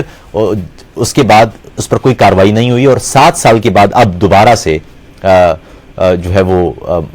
شروع کیا جا رہا ہے معاملہ، اور اس 7 سال تک کئی چیف جسٹس آئے اور گزر گئے، چلے گئے، لیکن اس موضوع پر کوئی بات یا کارروائی نہیں ہوئی۔ اور اس دوران جو شخص تھا جس کا الزام تھا، اس نے وہ ایک دفعہ بھی پاکستان آ کے اس نے اس اپنا الزام گواہی کے طور پر پیش کرنے سے انکار کر دیا، بلکہ اس نے کہا کہ وہ ویڈیو لنک کے ذریعے بات کر سکتا ہے، لیکن ویڈیو لنک کے ذریعے حسین حقانی کیوں بات نہیں کر سکتے یہ انہیں نہیں بتایا گیا۔ تو خیر، ان سے تفصیلی بات ہوئی، پلس ان سے یہ بات ہوئی کہ جو اس وقت پشتون تحفظ موومنٹ کا معاملہ چل رہا ہے، اسی طرح کوئٹہ میں ہزارہ برادری احتجاج کر رہی ہے، مسلسل ہزارہ برادری کے لوگوں کا قتل عام ہوا ہے پچھلے 10-12 سالوں میں، اور ریاست اب تک کسی ایک بھی مجرم کو یا جو حملہ آور تھا اسے پکڑنے میں ناکام رہی ہے۔ تو اس پر ان کا کہنا تھا کہ اگر پاکستان نے ترقی کرنا ہے تو 2 چیزوں پر ہمیں فوکس کرنا پڑے گا۔ ایک تو یہ کہ اختلاف کے لیے ہمیں اپنے معاشرے میں جگہ بنانی پڑے گی، اختلاف کرنے والوں کو براہ راست ایجنٹ یا غدار قرار دے کر معاشرے سے الگ کرنے کی کوشش ہمارے ملک کے لیے نقصان دہ ہو سکتی ہے، اور دوسری بات یہ کہ ہمیں اب ہر صورت میں سیاسی اور جمہوری طریقے سے اپنے ملک کی بنیادیں مضبوط کرنا ہوں گی، کیونکہ عسکری طریقے سے ہم دیکھ چکے ہیں جو عسکری پالیسیاں ہیں ان کا نتیجہ ہمارے ملک کے بیشتر علاقے ہیں جو بہت سارے اب مسائل کا شکار ہیں، اور جہاں سلامتی کے بھی مسائل ہمیں درپیش ہیں۔ تو ان پر تفصیلی گفتگو ہوئی، آپ لوگوں کا بہت بہت شکریہ، لیکن یہ ہے کہ میں 2-3 چیزیں مزید جو ہے وہ اس پر بات کرنا چاہوں گا۔ پہلی بات تو یہ ہے اس پر پہلے بھی آپ سے تفصیلی گفتگو کر چکا ہوں، اور اب چونکہ میں بتا چکا ہوں کہ یہاں پر کافی اندھیرا ہو گیا ہے، اس وقت ہمارے پاس رات کے 9:30 بج رہے ہیں، لیکن آپ سے یہ گفتگو ضروری تھی۔ پہلی بات تو یہ کہ آج سوات میں ایک بہت بڑا جلسہ پشتون تحفظ موومنٹ نے کیا، اور ان کے لیے بھی حسین حقانی نے بھی، اور میری بھی رائے یہی ہے کہ ابتدائی دنوں میں ہمیشہ جب بھی کوئی ایسی تحریک اٹھتی ہے تو وہ بڑے جلسے کرنے میں اگر کامیاب ہو جائے تو اس کو اس پر تکیہ نہیں کرنا چاہیے، بلکہ فوری طور پر اپنی ایک پولیٹیکل فارمیشن بنانا چاہیے تاکہ جو پاور ہے اسے پرزرو کیا جا سکے، ورنہ یہ پاور وقت کے ساتھ ساتھ ڈائلیوٹ ہو جائے گی۔ اور چونکہ جانتے ہیں پشتون کے یہ جو معاملات ہیں یہ صرف ان مطالبات کے بھی نہیں ہیں، ان کی پچھلی کوئی 3 نسلیں ہیں جنہوں نے اس بربادی کو، ان پالیسیوں کو بھگتا ہے، وہ اسی طرح پرامن رہیں، دستور کے اندر رہیں، پاکستان کے وفاق کے ساتھ جڑے رہیں، اور اپنے مطالبات مسلسل ان کو اسی طرح سے جاری رکھیں، اور ساتھ ہی ساتھ کوشش کریں کہ جو اپنی زندگیوں میں بہتری وہ لا سکتے ہیں ان کی طرف وہ ضرور لے کے جائیں۔ اور دوسری بات ساتھ ہی ساتھ یہ ہے کہ میں اس سے پہلے بھی بات کر چکا ہوں کہ اگر ہم واقعی ایک مہذب اور ایک جدید ملک چاہتے ہیں، ایک ترقی یافتہ ملک چاہتے ہیں، تو ہمیں اب اپنے ماضی کی روش سے ہٹنا ہی پڑے گا، ہمارے پاس کوئی اور راستہ نہیں ہے۔ ہمیں یہ سمجھنا پڑے گا کہ تمام اداروں کو عزت اور تکریم صرف اور صرف اس صورت میں مل سکتی ہے جب وہ دستور کی جانب سے، دستور پاکستان کی جانب سے متعین کردہ دائروں کے اندر رہیں۔ تمام ادارے، چاہے وہ سیاستدان ہوں، پارلیمان ہو، سپریم کورٹ ہو، میڈیا ہو یا عسکری ادارے ہوں، اگر وہ اپنے اپنے دائروں میں رہیں گے جو دائرے ریاست پاکستان کے دستور نے طے کیے ہیں، تو یہ ملک خود بخود آگے جائے گا۔ کیونکہ دنیا میں جتنے بھی آپ مہذب یا ترقی یافتہ ملک دیکھ لیں، ان میں ایک چیز کامن ہوتی ہے، اور وہ یہ کہ وہاں پر دستور کی بالادستی ہوتی ہے۔ دستور نے جو دائرے طے کیے ہوتے ہیں انہی دائروں میں وہ ملک آگے بڑھ سکتا ہے۔ یہاں پر پاکستان میں جمہوریت لولی ہو، لنگڑی ہو، لیکن ہر صورت میں جمہوریت کو ہی آپ کو طاقت دینا پڑے گی، کیونکہ یہی وہ نظام ہے جو اس دستور کے اندر لکھا ہوا ہے، ایک بات۔ اور دوسری بات یہ کہ دنیا کے جتنے بھی ہم جدید ملک دیکھتے ہیں انہوں نے، کیونکہ جو جمہوریت آپ کے سامنے جس کو جمہوریت کہا جاتا ہے، یہ جمہوریت صرف ایک چھوٹا سا ایک علاقہ نہیں ہے یا ایک چھوٹی سی چیز نہیں ہے، بلکہ یہ جمہوریت انسان نے اپنی پوری تہذیب اور تاریخ میں سیکھ کے اس نتیجے پر پہنچا کہ کوئی شخص ذہین ہو سکتا ہے، بے حد ذہین ہو سکتا ہے، بلکہ جینیس بھی ہو سکتا ہے، لیکن اس کی ذہانت، ایک شخص کی ذہانت معاشرے کی اجتماعی دانش کے برابر نہیں ہو سکتی۔ یعنی یہ طے کرنا پڑے گا ہمیں کہ یہ ملک پاکستان فوج کا یا پاکستانی عدلیہ کا یا سیاستدانوں کا اتنا ہی ہے جتنا پاکستانی قوم کا ہے۔ سب سے پہلے یہ ملک پاکستانی قوم کا ہے۔ پاکستانی قوم چاہے گی تو وہ دستور تبدیل کر دے گی، پاکستانی قوم چاہے گی تو وہ پارلیمانی نظام تبدیل کر دے گی، پاکستانی قوم چاہے گی تو وہ سپریم کورٹ تبدیل کر، وہ پاکستانی قوم کچھ بھی کر سکتی ہے۔ پاکستانی قوم نے جس دستور پر اتفاق کیا ہوا ہے اس دستور کو سب سے پہلے آپ کو عزت دینا ہوگی، اور اس دستور کو عزت دینے کا طریقہ یہی ہے کہ جو اس دستور میں لکھا ہے اس پر ہمیں عمل کرنا پڑے گا۔ میں دیکھ لیتا ہوں آخر میں کہ آپ کی طرف سے کوئی اگر سوالات میرے پاس موجود ہیں تو ان پر بات کی جائے۔ ایک بات اور حسین حقانی سے میں کوشش کروں گا کہ دوبارہ وقت لیا جائے اور ان سے خصوصی طور پر جو بلوچستان کا معاملہ ہے اس پر بات کی جائے، جو پاکستان میں گمشدگیوں کا، جبری گمشدگیوں کا یا لوگوں کو لاپتہ کرنے کا معاملہ ہے اس پر بھی بات کی جائے، اور اس سلسلے میں یہ بھی کوشش کی جائے کہ عالمی سطح پر کھل کر اس کی مخالفت کی جائے کہ ہمارے ملک میں اب یہ غیر قانونی راستے کسی بھی صورت میں ہم ان کی اجازت نہیں دیں گے۔ جو اختلاف کرتا ہے اسے اختلاف کی اجازت ہونا چاہیے، جو پالیسیوں پر تنقید کرتا ہے اسے تنقید کی اجازت ہونا چاہیے۔ کسی بھی شخص کو جو آپ سے تنقید کرتا ہے، میں آرمی اس ملک کا قومی ادارہ ہے، میری بحیثیت پاکستانی یہ میرا حق ہے کہ میں اگر دیکھوں کہ میرا یہ ملک کا ادارہ یہ ٹھیک کام نہیں کر رہا یا اس کی پالیسیاں ٹھیک نہیں ہیں تو یہ میرا حق ہے کہ میں اس پر تنقید کروں ان پالیسیوں پر۔ اسی طرح کوئی سیاستدان اگر ملک کے خلاف کام کرتا ہے یا مجھے لگتا ہے کہ اس کی پالیسیاں ملک کے لیے ٹھیک نہیں ہیں، یا سپریم کورٹ یا میڈیا یا کوئی بھی ادارہ اگر مجھے لگتا ہے کہ اس کی پالیسیاں ٹھیک نہیں ہیں تو بحیثیت شہری یہ میری رائے ہے، اور اسی طرح آپ کی یہ رائے میری رائے سے متصادم یا مخالفت پر مبنی بھی ہو سکتی ہے۔ بالکل ایسا ہو سکتا ہے کہ میں کوئی بات کروں وہ بات ٹھیک نہ ہو، اور آپ اس بات کو ٹھیک کرنے کے لیے آپ اپنی رائے دے دیں. اس طرح سے مکالمت شروع ہو. جب تک ہم اپنے معاشرے میں مختلف نقطہ ہے نگاہ کے لیے مکالمت کی جگہ نہیں بنائیں گے, اس وقت تک آپ بھول جائیے کہ ایک بیانیے یا ایک نیریٹو سے آپ ریاست چلا سکیں گے. یہ ضروری ہے. اس لیے فوج کو ہمارا مشورہ یہی ہو سکتا ہے کہ خدا کا واسطہ اب اس ملک پر رحم کریں. جو بھی شخص اپنے حقوق مانگتا ہے وہ غدار نہیں ہوتا. ہر شخص غدار نہیں ہوتا. لوگ واقعی اپنے, اب اس 70 سال ہو گئے ہیں ہمیں, فاٹا والے ایف سی آر پر رو رہے ہیں. بلوچستان کے لوگ 20-25 سال پہلے تو وہاں پر علیحدگی پسندی کی تحریک نہیں تھی. اکبر بگٹی بھی پہاڑوں پر نہیں گئے تھے. کیوں گئے ہیں وہ لوگ؟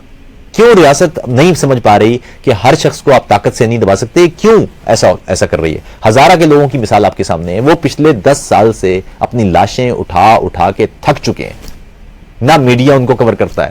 نہ اخبارات میں ان کو جگہ ملتی ہے, نہ ریاست پاکستان ان کی بات سننے کو تیار ہے, نہ عسکری ادارے انہیں تحفظ دینے پر آمادہ ہیں. بتائیے ایسے میں وہ اگر باہر نکلیں, وہ شور مچائیں, اور اس دکھ میں ہر گھر میں وہاں ایک ماتم ہو چکا ہے, ہر گھر میں ایک جنازہ رکھا جا چکا ہے, ہر گھر میں کوئی نہ کوئی شخص زخمی ہے, ہر گھر میں کوئی نہ کوئی شخص اپاہج ہے. ایسے میں اگر وہ شخص, وہ لوگ اس دکھ میں, وہ اس غصے میں وہ پاکستان کے اداروں کو برا بھلا کہیں, وہ پاکستان کی حکومت کو برا بھلا کہیں, حتیٰ کہ وہ پاکستان کو برا بھلا کہنا شروع کر دیں, تو ہم کیا کریں گے؟ ہم لوگوں کو وہاں تک کیوں لے کے جاتے ہیں کہ ان کے جذبے, ان کے بحثیت انسان, ان کی اقدار, ان کو اتنا ہرٹ ہم کیوں کرتے ہیں کہ وہ ایکسٹریم پر جانا شروع ہو جاتے ہیں؟ پھر ایسی ہی دراڑیں ہوتی ہیں جہاں پر دشمن ملک بھی فائدہ اٹھا سکتے ہیں. لیکن وہاں تک معاملہ جانا یہ خود اس بات کی گواہی ہے کہ کوتاہیاں ہماری طرف سے ہو رہی ہیں. اگر بنگال کے لوگوں نے اپنے حقوق مانگے تھے, انہیں حقوق دے دیے جاتے, تو انڈیا کو کسی صورت میں یہ موقع ہی نہیں ملتا کہ وہ مفتی بانی کو ٹرین کر کے واپس بھیجتی. آپ انڈیا پر اب بے شک الزامات لگاتے رہیں, لیکن آپ یہ بتائیں کہ آپ نے اس دور میں جب وہ لوگ, بنگال کے لوگ اپنے جائز حقوق مانگ رہے تھے, ان سے مکالمت کیوں نہیں کی تھی؟ کیوں ان کے خلاف سیکیورٹی کریک ڈاؤن کرنے کو پریفر کیا تھا آپ نے, یا اس کو ترجیح دی تھی, اور ان کے ساتھ بیٹھ کر مکالمت کرنے کو آپ نے ترجیح نہیں دی تھی؟ یہ ہیں وہ ہماری کوتاہیاں جو مسلسل اس ملک کو کمزور کرتی جا رہی ہیں. یہ ہیں وہ کوتاہیاں جن کی وجہ سے اس ملک کے مختلف برادریاں وہ ریاست سے شکایت کرتی نظر آتی ہیں, اور پھر وہ شکایت کرنے نکلتی ہیں تو ان کے خلاف طاقت کا استعمال کیا جاتا ہے. بتائیے کوئی ایک ریاست ہوتی ہے جو اپنے ملک کے لوگوں کو جو جائز احتجاج کے لیے باہر نکلیں انہیں میڈیا کوریج نہ دے؟ ابھی آپ اگر پشتونوں کی میڈیا کوریج پر یہ کہہ کر آپ ان پر پشتونوں کو تنقید کا نشانہ بناتے ہیں کہ جی وہ فلاں نعرہ لگا دیا انہوں نے, اور فلاں انہوں نے پاکستان کے فلاں ادارے کو انہوں نے کچھ کہہ دیا, لیکن صاحب جنوری میں وہ لوگ اسلام آباد میں پریس کلب کے سامنے بیٹھے تھے اور وہاں پر ایسا کوئی نعرہ نہیں تھا. کیوں کور نہیں کیا اس وقت؟ کیوں ان پر توجہ نہیں دی؟ کیوں انہیں پاکستانی نہیں سمجھا؟ یہ سوال آپ خود سے پوچھئے. کیوں اس کے مقابلے میں ان کے انٹرنیٹ بند کر رہے ہیں, اس کے مقابلے میں ان کے لوگوں کو دھمکا رہے ہیں, اس کے مقابلے میں ان جلسوں میں آنے والے لوگوں کو پریشان کر رہے ہیں, اس کے مقابلے میں لوگوں کو ٹیلی فون پر دھمکیاں دے رہے ہیں, ان کے مقابلے میں ان کے رہنماؤں کو ہراساں کر رہے ہیں؟ تو دھیرے دھیرے آپ اصل میں ان کو دبا رہے ہیں کہ وہ اس جانب چلے جائیں جس جانب وہ نہیں جانا چاہتے. وہ لوگ پاکستانی ہیں, پاکستان سے محبت کرتے ہیں, ان کی ایک تہذیب ہے, پشتون اور قبائل ان کی تہذیب ہے, ہزاروں سال پرانے اس خطے کے لوگ ہیں. وہ پاکستان سے جس دھاگے سے بندھے ہوئے ہیں اس دھاگے کا نام دستور ہے. اس دستور میں ان کے لیے کچھ حقوق درج ہیں. وہ حقوق اگر ہم ان سے چھینیں گے تو اصل میں ہم خود اس دھاگے کو ادھیڑ رہے ہیں. اگر کل وہ لوگ ریاست کے خلاف کھڑے ہوتے ہیں تو اس کا اصل میں قصوروار ہم لوگ ہوں گے, اور خاص طور پر میں بار بار یہ کہہ رہا ہوں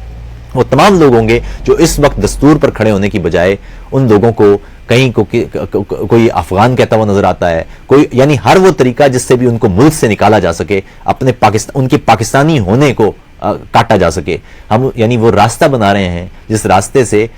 اس ملک کی وحدت کو نقصان پہنچنے کا ہو. یعنی ہم نے سمجھ لیا ہے کہ ہم جغرافیہ بچا لیں گے. صاحب جغرافیہ بچانے سے ملک نہیں بچتے. جغرافیہ سوویت یونین کے بہت بڑے تھے, لیکن معاملہ یہ ہے کہ جغرافیہ سے ملک نہیں بچتے, قوم سے بچتے ہیں. اس ملک, اس خطے پر رہنے والے لوگ جب اس ملک کے ساتھ جڑے ہوں گے, ان کو حقوق مل رہے ہوں گے, ان کے مفادات اس ریاست کے ساتھ جڑے ہوں گے, تو پھر دنیا کی کوئی طاقت ہمیں الگ نہیں کر سکتی. یہ بات سمجھ لینا چاہیے. یہ اگر ہمیں بات سمجھ نہیں آ رہی ہے تو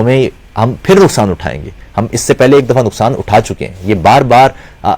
کبھی کوئی آ کے کہہ دے گا جی کہ پاکستان کی آرمی پاکستان کی آخری امید ہے. صاحب پاکستان کی آرمی, پاکستان کی عدلیہ, پاکستان کے سیاستدان, پاکستان کے ادارے پاکستان کی امید نہیں ہے. پاکستانی قوم پاکستان کی امید ہے. جب تک پاکستانی قوم پاکستان کے ساتھ جڑی ہوئی ہے, دنیا کی کوئی طاقت اس ملک کو ادھر ادھر نہیں کر سکتی. اور اگر پاکستانی قوم کو توڑ دیا گیا تو پھر دنیا کا کوئی ادارہ مل کے بھی اس قوم کو جوڑ نہیں سکے گا. اس لیے قوم کو ٹوٹنے سے بچائیں. باقی جہاں تک کوئی بھی ادارہ ہے, کوئی بھی شخص ہے, کوئی فرد ہے, کوئی تنظیم ہے, کوئی پارٹی ہے, اس پر کھل کر بات ہو سکتی ہے. وہ پیپلز پارٹی ہے کہ وہ ایم کیو ایم ہے کہ وہ مسلم لیگ نون ہے کہ وہ عمران خان ہے, یہ سب سیاسی جماعتیں ہیں, ان پر کھل کر تنقید ہو سکتی ہے. کوئی آرمی ہے کہ فضائیہ ہے کہ پاکستان سٹیل ہے کہ سب پاکستان کے ادارے ہیں, ان پر تنقید ہو سکتی ہے. ہم پاکستانی ہیں, ہمیں دستور نے یہ حق دیا ہے کہ ہم جہاں جہاں دیکھیں اس پالیسی کے یہ پالیسیز پاکستان کے لیے ٹھیک نہیں ہیں, ہم بطور شہری ان پر کھل کر تنقید کر سکتے ہیں, کڑی تنقید کر سکتے ہیں. یہ اور پھر ایک آج کل جملہ ہے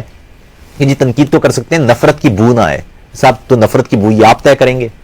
نفرت کی بو کیا, یعنی اگر کوئی نفرت انگیزی ہے تو نفرت انگیزی تو ایک قانونی جرم ہے, اس پر پرچہ کٹنا چاہیے نا. نہ یہ کہ آپ اپنے طور پر یہ طے کر لیں کہ جی جو بھی بات کرے گا وہ میں ہی طے کر لوں گا کہ اس میں سے نفرت کی بو آ رہی ہے. صاحب بو آ رہی ہے تو اپنے ناک کا علاج کرائیں, کیونکہ شاید آپ کی ناک بہت بڑھ گئی ہے یا ناک کی ہڈی بڑھ گئی ہے. یہ نفرت کی بو شاید وہاں سے آ رہی ہے. لوگوں کو بات کرنے دیں, اور اگر وہ بات کر رہے ہیں ان کی بات ٹھیک نہیں ہے تو انہیں دلیل سے رد کر دیں. اس کے علاوہ کوئی اور راستہ کسی معاشرے میں, کسی ریاست میں وہ اس کے ارتقاء کا بچتا نہیں ہے. اگر آپ یہ سمجھتے ہیں کہ آپ طاقت کے زور سے لوگوں کو دبا لیں گے تو سمجھ لیجئے کہ انسانوں پر طاقت کا زور, میں نے آپ کو پہلے بھی بتایا, تاریخ میں نے نہیں دیکھا کہ کبھی بھی انسانوں کے کسی برادری گروہ پر طاقت کا استعمال کیا گیا ہو. وہ دب بھی گئے اگر اس وقت, تو بعد میں وہ یہ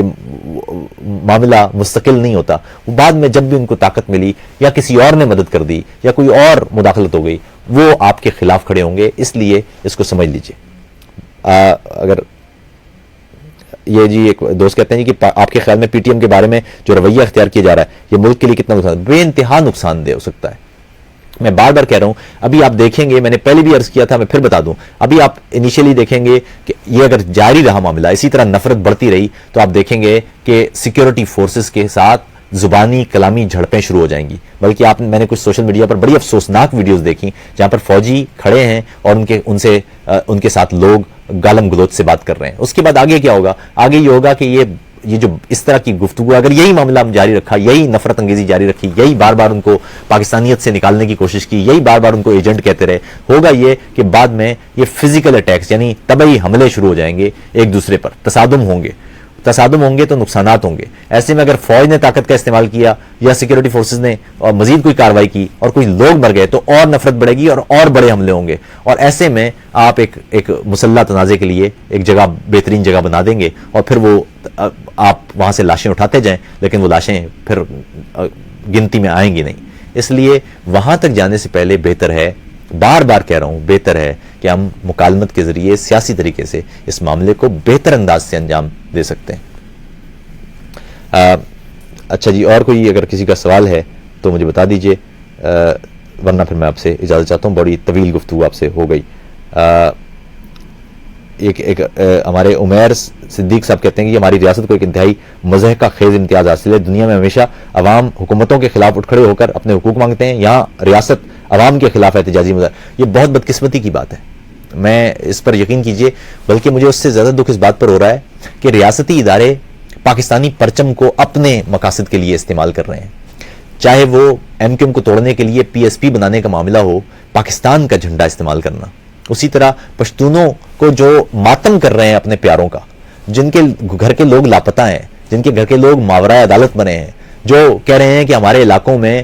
بمباری اتنی ہوئی ہے کہ وہ ہمارے پورے کے پورے قبائل اڑ گئے ہیں, جو یہ کہہ رہے ہیں کہ ہمارے بچے معذور ہو رہے ہیں ان مائنز سے جو وہ مائنز دبی ہوئی ہیں, جو لوگ یہ کہہ رہے ہیں کہ ہمارے علاقوں میں چیک پوسٹ سے گزرتے ہوئے ہمیں تذلیل کا سامنا کرنا پڑتا ہے, اس کے بارے میں, اس معاملے کو ایڈریس کرنے کے بارے میں یہ مشہور کر دینا کہ وہ چاہتے ہیں کہ چیک پوسٹ ختم ہو جائیں. وہ یہ کہہ رہے ہیں کہ ہماری خواتین وہاں سے گزرتی ہیں تو وہاں پر خواتین اہلکار تو رکھیں جو انہیں چیک کریں. تو ان کے مقابلے میں وہ آدمیوں کی تصاویر جو برقعے میں تھے ان کے لگانا شروع کر دیتے ہیں کہ جی دیکھیں یہ ان کی عورتیں ہیں. یہ وہ تذلیل کے راستے ہیں, جن کے لیے ہم ایک نہ ختم ہونے والی نفرت پیدا کرتے جا رہے ہیں, اور یہ اگر معاملہ چلتا رہا تو یہ پاکستان کے لیے واقعی نقصان دہ ہوگا. آگے جا کے ہو سکتا ہے کہ یہ ایک ایسے تنازع میں بدل جائے جو ہم ابھی سوچ بھی نہیں پا رہے, اور وہ تمام لوگ اس کے ذمہ دار ہوں گے جو آج اپنے ملک کے دستور کے خلاف اس پروپیگنڈا کے ساتھ کھڑے ہیں کہ جو بھی شخص حقوق کے لیے آواز اٹھائے گا وہ اس کی مخالفت کریں گے. آج کل ایک نیا بیانیہ بھی آیا ہوا ہے کہ جی شروع میں تو میں ان کے ساتھ تھا, لیکن جب میں نے یہ نعرے دیکھے تو میں ان سے ہٹ گیا. ارے صاحب, شروع میں اگر آپ ان کے ساتھ تھے تو آپ کو معلوم ہونا چاہیے تھا کہ شروع سے لے کے اب تک ان کے ساتھ ہو کیا رہا ہے. کبھی ایسا ہوا ہے کہ کوئی شخص کسی معاشرے میں, کسی مہذب معاشرے میں وہ احتجاج کے لیے باہر نکلے اور اسے میڈیا کوریج نہ کی جائے, اور پھر وہاں پر جھنڈے کا واقعہ ہو تو پورا میڈیا اس کی کوریج کرے؟ کبھی یہ آپ نے سنا ہے کہ ملک کے ریاستی ادارے, ریاست کے ادارے وہ لوگوں کے گھروں میں فون کر کے انہیں کسی جلسے میں جانے سے منع کریں اور کہیں کہ اگر آپ کا بیٹا یا بیٹی اس جلسے میں گیا تو اسے مار دیا جائے گا؟ کبھی آپ نے سنا ہے کہ جس علاقے میں پرامن جلسہ ہو رہا ہو وہاں کا انٹرنیٹ بند کر دیا جائے؟ کبھی آپ نے سنا ہے کہ جس علاقے میں پرامن جلسے کے لیے لوگ جمع ہوں وہاں پر آپ گندا پانی چھوڑ دیں؟ کبھی آپ نے سنا ہے کہ پرامن لوگ جن کے پاس ہتھیار نہیں ہے, جو کوئی ایسی بات نہیں کر رہے, انہیں گرفتار کر لیا جائے اور ISI اور MI کے لوگ ان سے انویسٹیگیٹ کریں؟ کبھی آپ نے سنا ہے کہ ایسے لوگوں کو دھمکایا جائے اور ان پر انسداد دہشت گردی کی پولیس کا استعمال کیا جائے؟ یہ جب آپ کر رہے ہوں تو آپ خود سوچئے, آپ کے ساتھ اگر ایسا ہو, آپ اپنے حقوق کے لیے باہر نکلیں اور ریاست جس کا ذمہ داری ہے کہ وہ آپ کو آپ کے حقوق دے یا کم از کم آپ کو بات کرنے کا موقع دے, وہ آپ کو آپ کے منہ پر تالے لگا دے اور آپ کو مسلسل اگنور بھی کیا جائے اور آپ کو کہا جائے گا اگر تم بولے تو اس کا مطلب ہوگا کہ تمہیں کسی کی امداد حاصل ہے. یہ طریقہ میرے خیال میں دنیا بھر میں ایک تو ہمیں بدنام کر رہا ہے, دوسرا ہمارے ریاستی اداروں کو بھی کمزور کر رہا ہے, اور یہ اگر چلتا رہا معاملہ تو یہ اور نقصان کا باعث ہوگا. آخر میں کوئی اور سوال ہو تو, ریاست کیا ہے, ریاست کھل کر دہشت گردی پھیلا رہی ہے. دیکھیے ریاست نے شروع سے ایک معاملہ رکھا ہے اور وہ یہ کہ ایک خوف قائم رہے کہ اس ملک کو خطرہ ہے, اس ملک کو خطرہ ہے. جس طرح ابھی حسین حقانی صاحب نے کہا جب پاکستان بنا ہے تو ہمارے پاس وسائل بہت تھوڑے تھوڑے تھے, لیکن ہمیں جو فوج دی گئی وہ 33% تھی اس کا, اور پھر چونکہ فوج زیادہ تھی تو فوج ہم نے خطرے کو دیکھ کے فوج نہیں بنائی, بلکہ ہم نے جب اتنی بڑی فوج دیکھی تو پھر خطرے خود بنا لیے ہم نے. تو اس خطروں کو پھر ہم نے بنایا رکھا اور پھر قائم بھی رکھا. صاحب اتنا سا سوال کسی عام انسان کے لیے کافی ہے کہ جب تک اس ملک میں, یہ ملک دنیا کا 6واں سب سے بڑا ملک ہے, یہ 200 ملین آبادی کا ملک ہے, اس ملک میں ایک قوم رہتی ہے, جس ملک میں 200 ملین انسان رہیں, کیا اس کو کوئی دوسرا ملک آرام سے کھا جائے گا؟ کیا اگر ایسا ہو کہ ہمارے ملک میں دشمن آ جائیں تو کیا پاکستانی قوم ہم اپنا ملک ایسے ہی دے دیں گے؟ کیا کوئی سمجھ سکتا ہے کہ 200 ملین افراد کے کسی ملک کو ایسے ہی کھایا جا سکتا ہے؟ اگر 200 ملین افراد کے ملک کو کوئی تکلیف یا نقصان پہنچ سکتا ہے تو وہ اپنے گھر کے اندر سے پہنچ سکتا ہے, اور وہ گھر کے اندر سے نقصان ختم کرنے کا ایک ہی طریقہ ہوتا ہے, وہ یہ کہ گھر کے تمام لوگوں کو عزت دی جائے, نمبر 1. نمبر 2, گھر کے تمام لوگوں کو حقوق دیے جائیں. نمبر 3, گھر کے تمام لوگوں کے مفادات گھر سے جڑے ہوئے ہوں. اس کے علاوہ کوئی اور راستہ ہے نہیں. اگر آپ گھر میں بندہ کہے کہ مجھے بھوک لگی ہے, مجھے کھانا دیجیے, اور دوسرے گھر, اسی گھر میں ایک اور شخص کھانا کھا رہا اور کھانا موجود بھی ہو, اس گھر کی روایت بھی ہو کہ بھوکے کو کھانا دینا ہے ہم نے, لیکن آپ ایسے میں اس بچے کو جو آپ کے گھر کا بچہ ہے اسے جھڑک دیں, اسے ذلیل کریں, اسے ماریں, اسے دھمکائیں, اور وہ پوچھے کہ بھائی میں تو صرف کھانا مانگ رہا ہوں, یہ گھر کے میں مجھے بھوک لگی ہے, یہ روایت ہے اس گھر کی کہ جب بھوک لگتی ہے تو کھانا ملتا ہے, اور آپ ایسے میں کہیں کہ آپ کو پڑوسی نے کہا ہے اس کو, اور یہ چلتا رہے یہ معاملہ, تو اس کے بعد ایسا وقت آئے گا کہ وہ شخص کہے گا کہ مجھے اس گھر میں نہیں رہنا, کیونکہ روٹی کے بغیر تو میں نہیں رہ سکتا, یا عزت کے بغیر تو میں نہیں رہ سکتا, میں تو اپنا جائز حق مانگ رہا تھا. تو اس لیے ایسا اگر ہم لے کے جا رہے ہیں اس طرف تو میرے خیال میں یہ ہمارے لیے اچھا نہیں ہوگا. اپنا بہت خیال رکھیے گا. آپ سے تفصیلی گفتگو ہوئی, یہاں پر بھی اب اندھیرا ہو گیا ہے, جلدی آپ سے دوبارہ ملاقات ہوگی. اس ویڈیو کو, اس پیغام کو تمام افراد تک پہنچا دیجئے. ساتھ ہی میں آخر میں بات کرنا چاہوں گا, جو ہزارہ برادری ہے وہ بے انتہا دکھی ہے, وہ بے انتہا ریاست پاکستان سے بھی ان کو بے شمار شکایتیں ہیں, افواج پاکستان سے بھی ان کو شکایتیں ہیں, سیکیورٹی اداروں سے بھی ان کو شکایتیں ہیں, اور ہم سے بھی ان کو شکایتیں ہیں. ان کے ساتھ کھڑے ہو جائیے, انہیں بتائیے کہ ان کے گھر کا کوئی فرد نہیں مرا, وہ ہم ہی تھے. انہیں بتائیے کہ ان کے گھر کے لوگ اپاہج نہیں ہوئے, وہ ہم ہی تھے. انہیں بتائیے کہ ان کے ساتھ ہونے والا ظلم بالکل ویسا ہی ہے جیسا ہمارے ساتھ ہوا ہے. ہمیں اس سے کوئی غرض نہیں کہ ان کا مسلک کیا ہے یا فرقہ کیا ہے, ہمیں اس سے کوئی غرض نہیں کہ وہ دیکھنے میں کیسے لگتے ہیں وہ براؤن ہیں کہ وہ سفید ہیں یا ان کی آنکھیں چپٹی ہیں یا ان کی آنکھیں چپٹی نہیں ہیں، یہ ہمارا مسئلہ نہیں ہے. ہمارا مسئلہ یہ ہے کہ وہ اس ملک، اس قوم کا حصہ ہیں، ہمیں ان پر فخر ہے، ہمیں ان سے محبت ہے. ان کے دکھ ہمارے دکھ ہیں. وہ علمدار روڈ پر بیٹھے کوئٹہ میں وہ پچھلے کئی دن سے مظاہرہ کر رہے ہیں اور نہ کوئی میڈیا کوریج ہے، نہ ان کی کوئی بات سننے کو تیار ہے. اور اگر وہ کل باہر نکلیں اور احتجاج کرنے لگیں تو پھر ان پر اگر کوئی شخص غداری کے یا ایجنٹ کے فتوے لگائے تو یہ بڑی زیادتی ہوگی. اور اس کے بعد اگر وہ ریاست کے بارے میں یا اس ملک کے اداروں کے بارے میں اپنے جذبات کا اظہار کرتے ہوئے غصے میں نعرے بازی کریں تو انہیں فوراً کہا جائے گا کہ وہ ایجنٹ ہو گئے. اسی طرح سندھ میں آپ کے سامنے ہے صورتحال، وڈیروں کی بادشاہی جاری ہے، وہاں تھر میں بچے پیاس سے مر رہے ہیں. وہاں پیپلز پارٹی کی حکومت کے علاقے میں لاڑکانہ میں یہ واقعات پیش آتے ہیں ایک بچی کے ساتھ زیادتی کے، اور نہ پیپلز پارٹی کی حکومت بول رہی ہے، نہ ریاست کے ادارے کچھ حرکت میں آ رہے ہیں، نہ سپریم کورٹ کوئی سو موٹو ایکشن لیتی نظر آتی ہے. ایسے میں لوگ ریاست سے شکایت نہ کریں تو کیا کریں؟ ریاست کی پالیسیوں پر اختلاف نہ کریں تو کیا کریں؟ جس ریاست میں اپنے شہریوں کے لیے عزت ہی نہیں ہے، جس ریاست میں اپنے شہریوں کے لیے حقوق کا کوئی راستہ نہیں ہے، وہ احتجاج بھی نہیں کر سکتے، تو وہ کیا کریں گے؟ یہ سوال آپ خود سے پوچھیے گا اور پھر اس کا جواب شاید آپ کو بہتر انداز میں مل جائے. اپنا خیال رکھیے. آپ سے جلدی دوبارہ ملاقات ہوگی. کوشش کریں گے کہ آئندہ آپ سے اسی طرح رابطہ رہے، اور میری آپ سے درخواست یہ ہوگی کہ اس بیٹھک کو زیادہ سے زیادہ احباب تک پہنچایا کیجیے تاکہ ہم شعور اور آگہی کے اس راستے میں اپنے دیش کے لیے ایک مشعل بن سکیں. آداب.